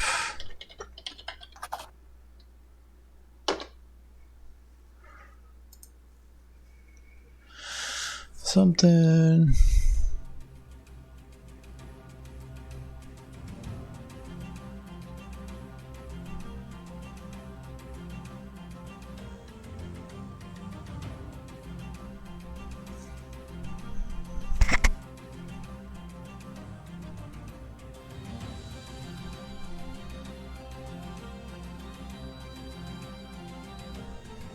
So in the Decanter of Endless Water, the one thing says you can use an action to remove the stopper and speak one of the 3 words. And then Geyser is the one that shoots a geyser, and then it says as a bonus action while holding it you can aim it. So is it like you have to use an action to speak the word, and then after that you can use a bonus action to like change where you're aiming it? Or? Yeah, if you want to, I didn't read the thing, but if you want to make an argument that that's the bonus action, then sure, you can use your regular action for something else, Karen. Oh, can I aim it at this last guy over here, or over here rather? That guy, who's still alive? Yeah, I'll let you use an action to try and do that. To try and knock over the mage. Was it athletics it said? Yeah, I think he has to make an athletics check. What does it say? DC 13 strength. Okay. Where's mage? I'm sure he's super strong. Yeah. He's not. Come on, baby. Oh. Yeah. Oh, so what happens? He takes a D4 bludgeoning damage and falls prone. If you want to knock him off into the water, that's fine. Or you could just knock him down right there. Either way. I feel like into the water is much more insulting. Did you say cool off? Shame. So he takes a D4 bludgeoning damage as he goes over the rail. Thump! Ah! Let's see. I'm gonna make him make an athletics check just to try and swim and keep his action. He's a pirate, so he should be able to swim, but I want to make sure that he can still do something on his turn. I'll say DC 13, DC 12. Just to get his bearings and try and do something to you jerks. Yeah. Your days of piracy have been extinguished. Ooh, he wants to do something. So he falls down there with a splash. And he doesn't fall very far because his boat's a little bitty. Tiny boat now. And he says, what's he doing? Man overboard! Man overboard.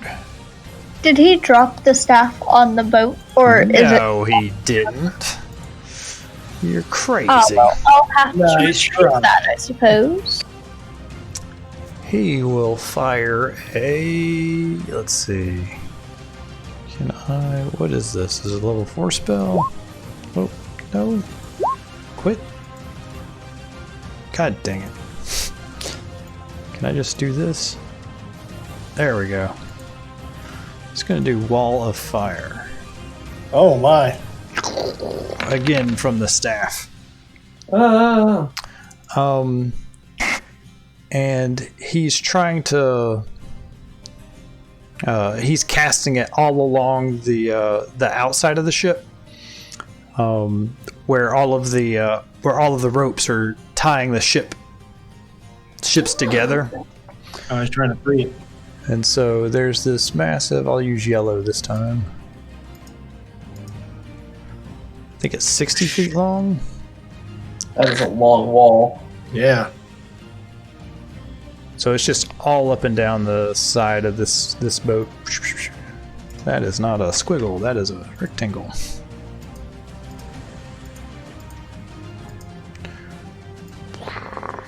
So the entire side of the boat is just engulfed in this wall of flames. And then he tries to swim back out of the way a bit. 1, 2. Cobus, what would you like to do? These flames just suddenly lick up the side of the boat, and you just So it's tall enough that it's reaching over the side of the boat? yeah. It's you're not standing in it, but you're adjacent to it. I gotta read what this does. Is that going to cause any of us by the deck damage? I don't think so. I think you have to walk through it. Each creature within the area has to make a dexterity saving throw. One side of the wall, you cast this. Each creature that ends its turn within 10 feet of that side of the wall, so we'll say south. Anybody that ends their turn within 10 feet of the south side of the wall has to take the damage or make a saving throw. And is that also when he's casting it now? So we'll do it now. I don't think it happens when you cast a spell. That's when you end your turn there. So if you were inside it, you had a dexterity save to fight it. He didn't cast it on you because he didn't want to hit his boss. Okay. Well, it's time for Ribbit. Yes. Oh, Lord, that's a Time terrible... for Frog. Such a big boy. He is. He's going after the goblin captain there. He's definitely going to try and swallow the guy. Ow! Ribbit. Imagine him expanding into the toad, pushing him back against the railing and into the fire.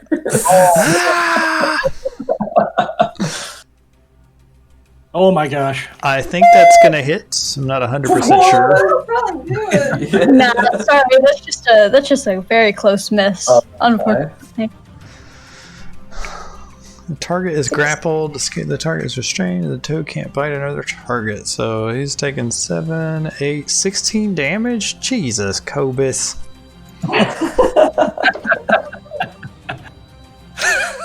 Sorry. Oh, this is a good boy. The veteran pirate almost got his turn. Can I leap up and over the flames Yes. to my newfound toy boat? You can. This other boat is on fire. And Is But let's say right here, is that on fire? no, it's not. Like there's some sails and other stuff that's high up that's on fire. But yeah, you leap onto this small boat, and your huge bulk just causes the thing almost to capsize. Yeah. It just shakes back and forth. And I'm just gonna stare intently into this little goblin's eyes. Yeah, you have like the legs of the veteran pirate sticking out of your mouth. And it's the veteran pirate's turn. I think I'll just skip his turn. Poor Karag the Relentless. He finally relented. Looks like we... Did I miss the bugbear that round? No, I tried to throw Karen and she was fine. We got a hobgoblin captain who's dead. We have a bugbear who's dead. I think we can narrate the rest of this combat. I had a question. Was Sure. you trying to throw Karen onto the other boat or into the water? Onto the other boat. Huh. Okay. So we do have the mage to worry about. He's in the water. He was trying to kind of get away.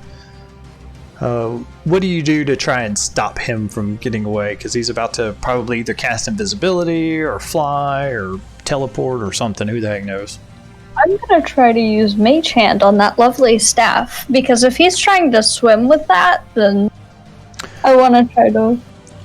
Mage Hand is really like, it's a cantrip, and you can like move small objects and have like 5 pounds of force. This guy has a strength of 9, so he'd be... You wouldn't be able to snatch it out of his hand with that. Then... I'm sorry, go. No, you go ahead. If the situation has died down and it seems like the mage is the last major threat and the mage is about to escape, then Yuri could always just try to literally jump on him in the water. Because he can jump very far, and his channel divinity allows him to be a peerless athlete, so he's not scared about swimming. Nice. Cool. Let me look at this mage's spell list, see what he's got going for him. I didn't do that on purpose. Sorry. I didn't know I had How far can us normal people jump? Like I 10 have some of feet? the rules. Okay. Yeah, it has to do with your strength modifier, I think. There's long jumping and high jumping, and you can jump farther with a long jump if you have space to run beforehand. So it also depends on how much space you have to work with. Yuri's long jump distance is anywhere from 26 to 78 feet, depending on if he has his channel divinity and is running. Did you say 70 feet? 78 feet. So he can, at his peak capacity, he could technically jump farther than he can move, but he can't move that far as a character. So Yeah, so here's some of the spells that he has. He'd have invisibility, he has fly, stuff like that, but you come leaping over the railing and slam into him. I'll give him one chance to try and like do a contested athletics roll. This is going to be entertaining. He rolled a natural 2, so he got a 1. See if you can beat that for me, Yuri. Believe in you, Yuri. Here it comes. Here it comes. I don't know about these chances. That's tough alright. with me. So you got a natural 20 because athletics checks you get advantage on when you're in that form. So just barely managed to wrestle this mage to the ground. Can we just get like a shot of Yuri bounding off the railing and just flying through the air in like a giant belly flop right on top of the guy into the water? Just a column of water splooshes up. So yeah, he and you're just holding him down under the water, and he comes up sputtering. And he surrenders. You manage to put out the rest of your ship. Do you let the hobgoblin ship burn, or? Actually, if I may, if nobody has a problem with this, I'd like to, since it's closer to the water, take a toadful mouthful of water and just start spitting it on and extinguishing all the flames, including our boat. Yeah, absolutely. Great idea. Yeah, I think the Wall of Fire is a concentration spell, so that goes away as soon as he stops. Yep, concentration. I'd like my best to intimidate the rest of the enemies on the boat to go off board and swim for it. You have no trouble convincing that one goblin that was left to those two goblins that were left to leave. They're like, you know what? This was a good life. Time to make do somewhere else. Do we have the mage? You do. Yeah, I belly flopped onto him and got him. Nice. Should we question this fellow? Heck yeah. I would also like to search their cargo hold. If they've been attacking ships, then they might have stuff of interest. They definitely do. They've been pirating up and down these waters for a bit. These were the Flame Reavers, and their ship's name is the Wendigo's Fury. Oh, dang. Nice. The ship is in pretty bad straits. No. It's not meant to be shrunk and enlarged and set on fire, you know. And while it was shrunk, a massive toad the size of a horse did a belly flop on it from 20 feet up. So it's seen better days.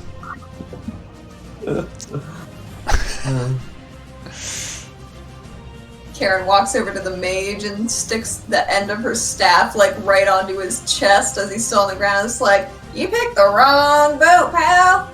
So it would seem. Why are you here? You got any grand aspirations? Or you just here to take our crap? Just pirates. Just taking stuff. You already throw him back in the water.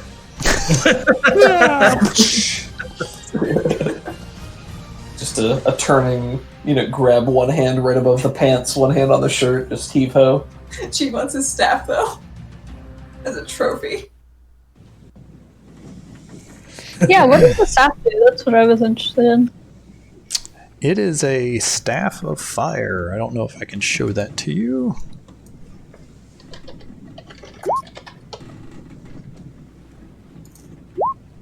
Staff of fire. If you type it in the info section, the compendium. May I spend a second level spell slot to cure any wounds to any of the ship's people that got hurt with the arrows? Oh yeah. The you and Ia come up, and Ia comes up and helps with some of the healing. In addition to Yuri? Much appreciated. Picture of the staff of fire. I'll post it in the D&D chat. Nice. Oh man, that's a cool item. That's pretty cool looking. Very nice. Look at that. Oh, Very wow, nice. wall of fire. Burning hands, fireball, and wall of fire. That's awesome. Oh, Yeah, Karen can take that because Kyla already. oh my god. I'll dual wield my It's funny. staves. You use your staff and your geyser. So you can set halfway. things on fire, but then put them out after. You're halfway to being the Avatar. That's not bad. Yeah. I also have a pocket full of dirt. So before you toss the mage over, you make sure and search his pockets, and then send him on his way. The captain kind of defers to you. He was up helping with the goblins and the hobgoblins. Both he and the first mate were dealing with stuff in the lower decks, and sometimes coming up to the upper decks to also fight. This fight took a little while, but if you're wanting to toss him overboard, he doesn't say anything. Sploosh. He'll be able to live, right? Like he can just swim to shore or something. Yeah, he'll be able to get by. But he says, let's see, what's the captain say? Letting a mage live can be dangerous. You sure about that? Nah, not really. But what's done is done. What's done is done. That's all he says on it, and they get back to repairing the ship.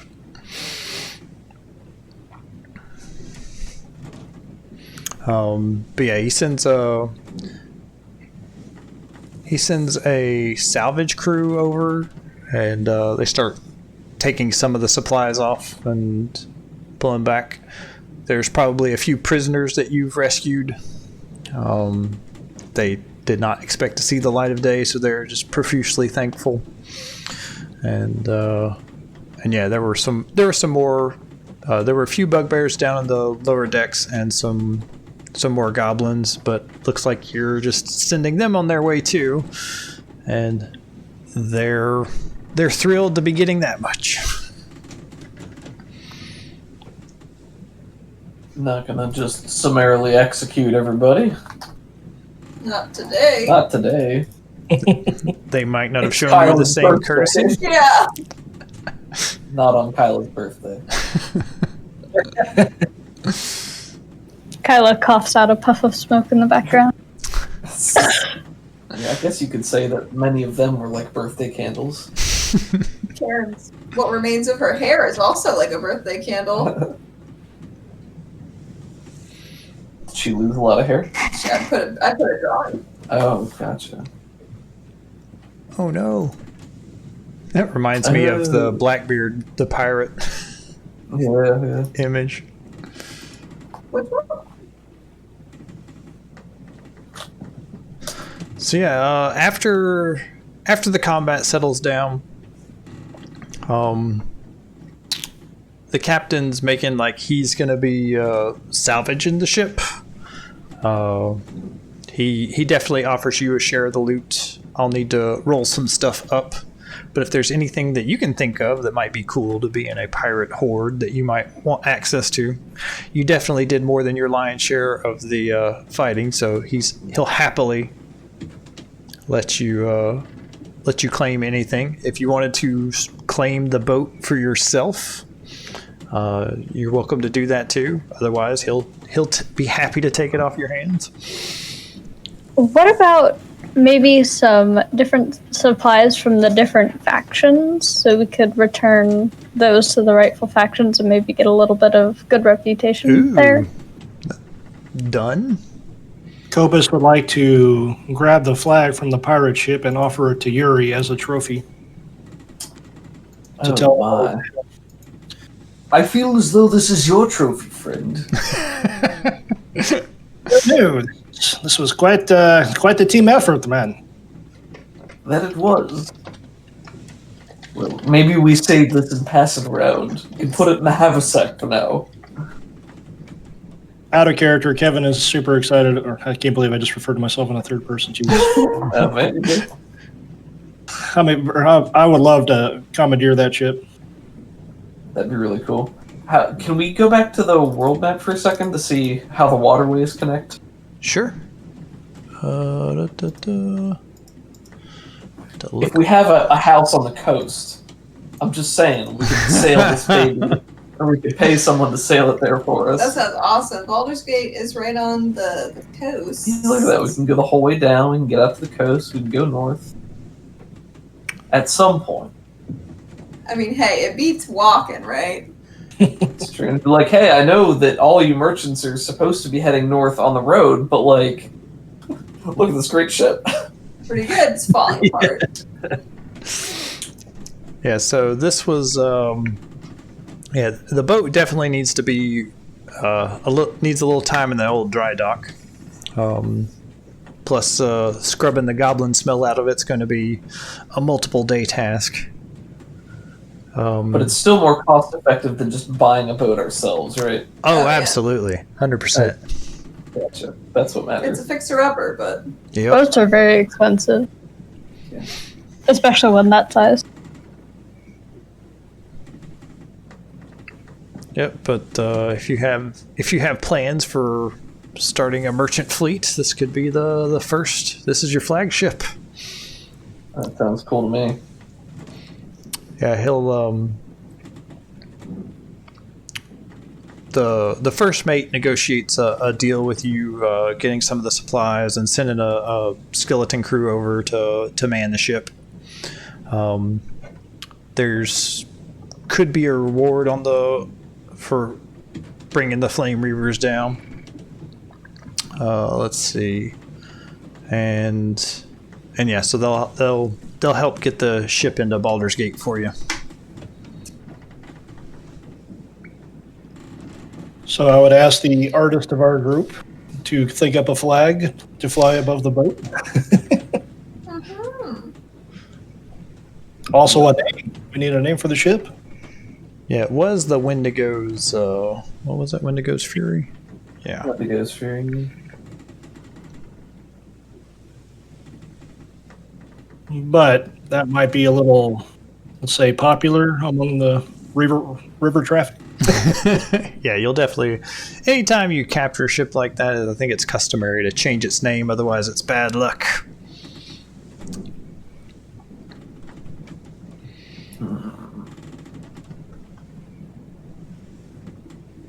But We'll have to crowdsource some money, or we'll have to come up with a batch of names. And then Yeah. one of the things that's also over in the other boat is a wizard spellbook. Ooh. And so Nikolai would definitely be interested in that. He didn't help at all, not a whit in the fight, so he doesn't have any claim to it whatsoever. But he is definitely interested in taking that off your hands. I'm not sure any of us can use it if it's a wizard spellbook, but I would be interested just to know what collection of spells are in there. Sure. if we're giving it to him, that's a strong bartering tool. If there's something that we want from him, or just as a promise of future connection, or Let us hang out at your house. There is actually a ritual / spell that Kyla is looking for. So, Let's see. What were you looking for? Bind Familiar.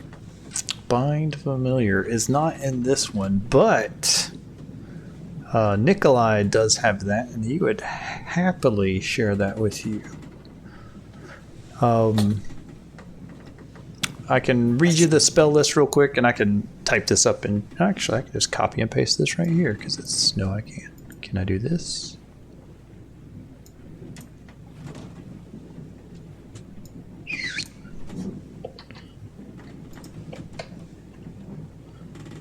I was thinking that he'd only have access to the level 3 spells, but I'm just putting this in here. Wall of Fire is level 4, I think. Yeah, but that was from the staff.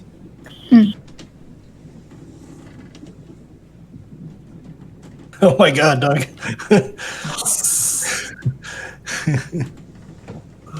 Reminds me too much of the horror movie, man. what's that? Horizon's Dawn. Oh, okay, gotcha. Or no, that was Event Horizon. I'm thinking of something completely wrong. And none of us can use these spells, right? Because Nope. I mean, you. It is a. It's useful to a wizard. That's who it's useful to. You know, a wizard. You could use this as a. This is a pretty nice selection of spells. You could get money for it. You could get a wizard's. Get on a wizard's great side from giving it to them. Or you could just loan it to the wizard, just for some favors. Because what he can do is he can copy that out, and then you can still keep this spell book. So that's up to you. How interested is he in this spell book? Out of character. Let's see. Has he actually even seen the book? No, like this is something you guys would have found, and just know that he would be interested in it.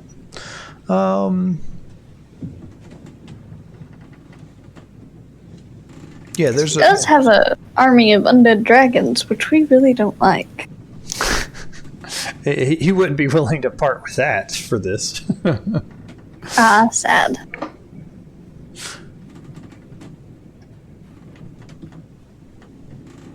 But we're coming up on 4 o'clock here. I think we'll be sailing into Baldur's Gate at the start of next session. Is there... I guess we'll go into the post-mortem. Unless there's any other business anybody needs to attend to. Oh no, I think that's pretty good. Yeah, seems like a good place to tie things up. So did Kyla acquire the Bind Familiar spell? Yeah, you'll be able to make a deal with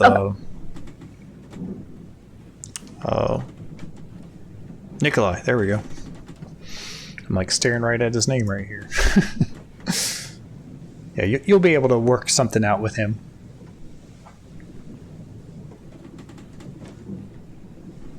Cool. At most, You said you're gonna make some rolls to see what other stuff is on the ship. Yeah, and if anybody has any ideas for some cool stuff, like Kaylee's idea for something from some of the factions, gotta write that down.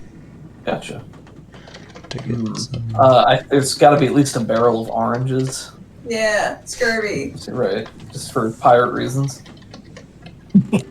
All right. Karen's looking for a new eye patch if they're available. Oh, absolutely.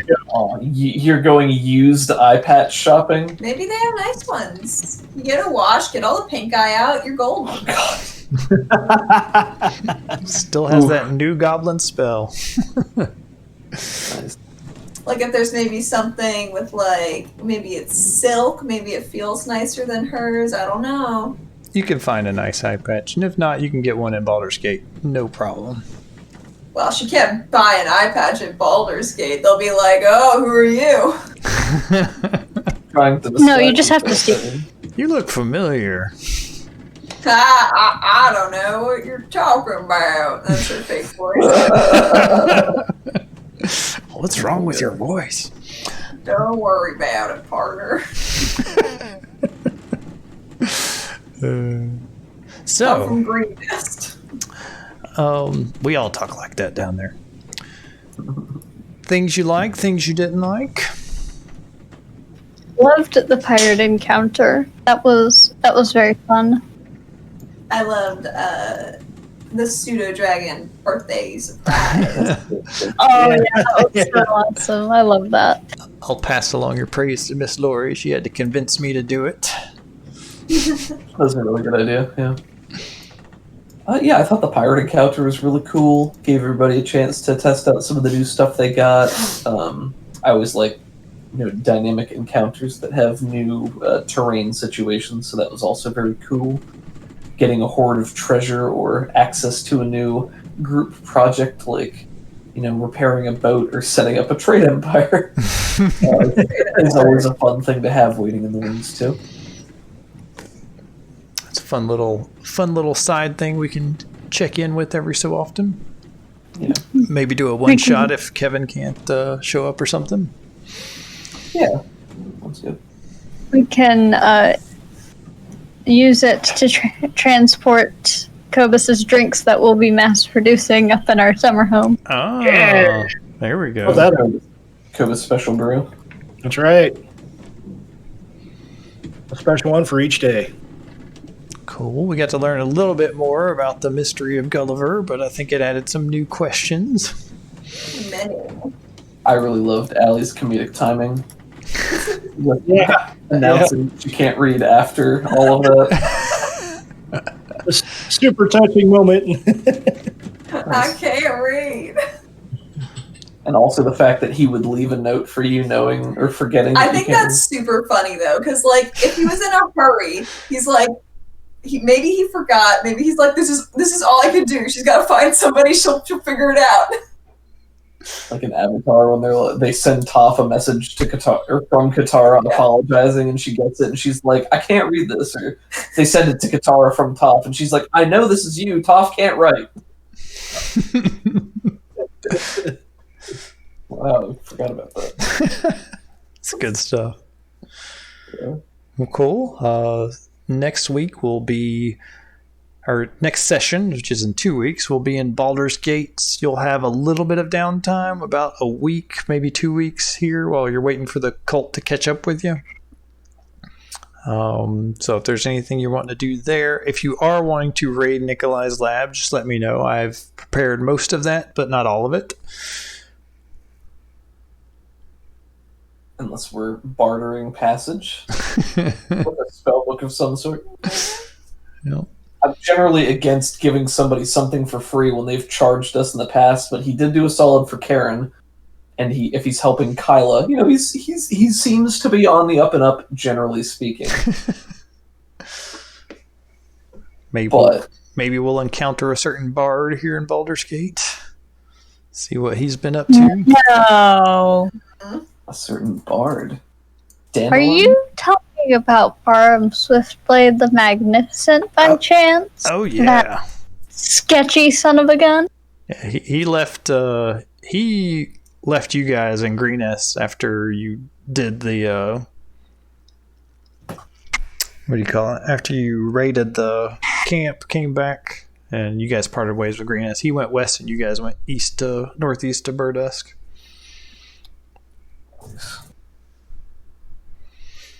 He went to Baragost or Candlekeep? Yeah, he just went. He's just traveling a different way where there's not an army going, because he didn't like that. Because he's a coward.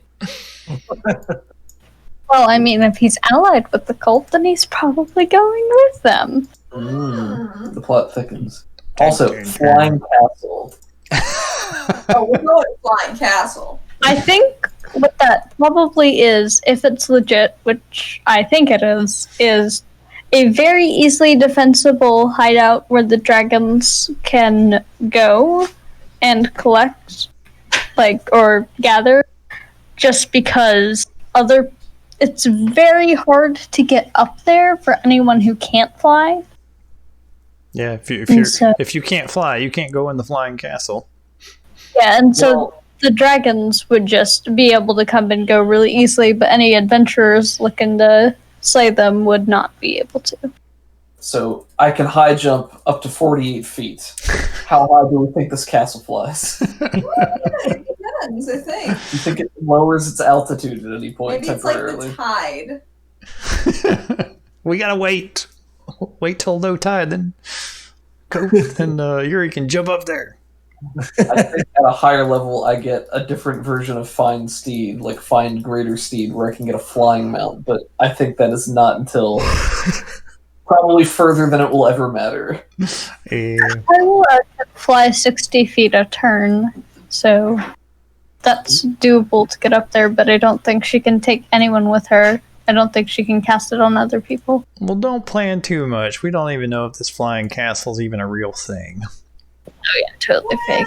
True. Oh no, she can cast it on other people too. Let me know if you have one fly. Oh, Ek, one thing that Yuri will probably do once they get to Baldur's Gate that we've talked about is having that helmet or the skull made into a helmet or something. Ooh, yeah. I'm not even really lobbying for any kind of specific effects from it.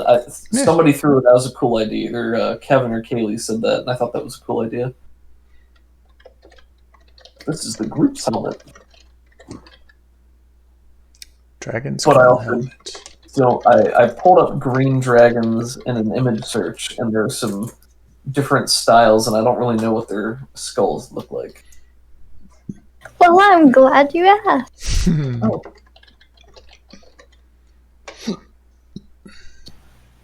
Green dragons have kind of the normal dragon skull shape. I can send a picture, but they also have a lot of spikes on the lower part and several ridges up on top, so it's looks kind of like it's dripping. Gotcha.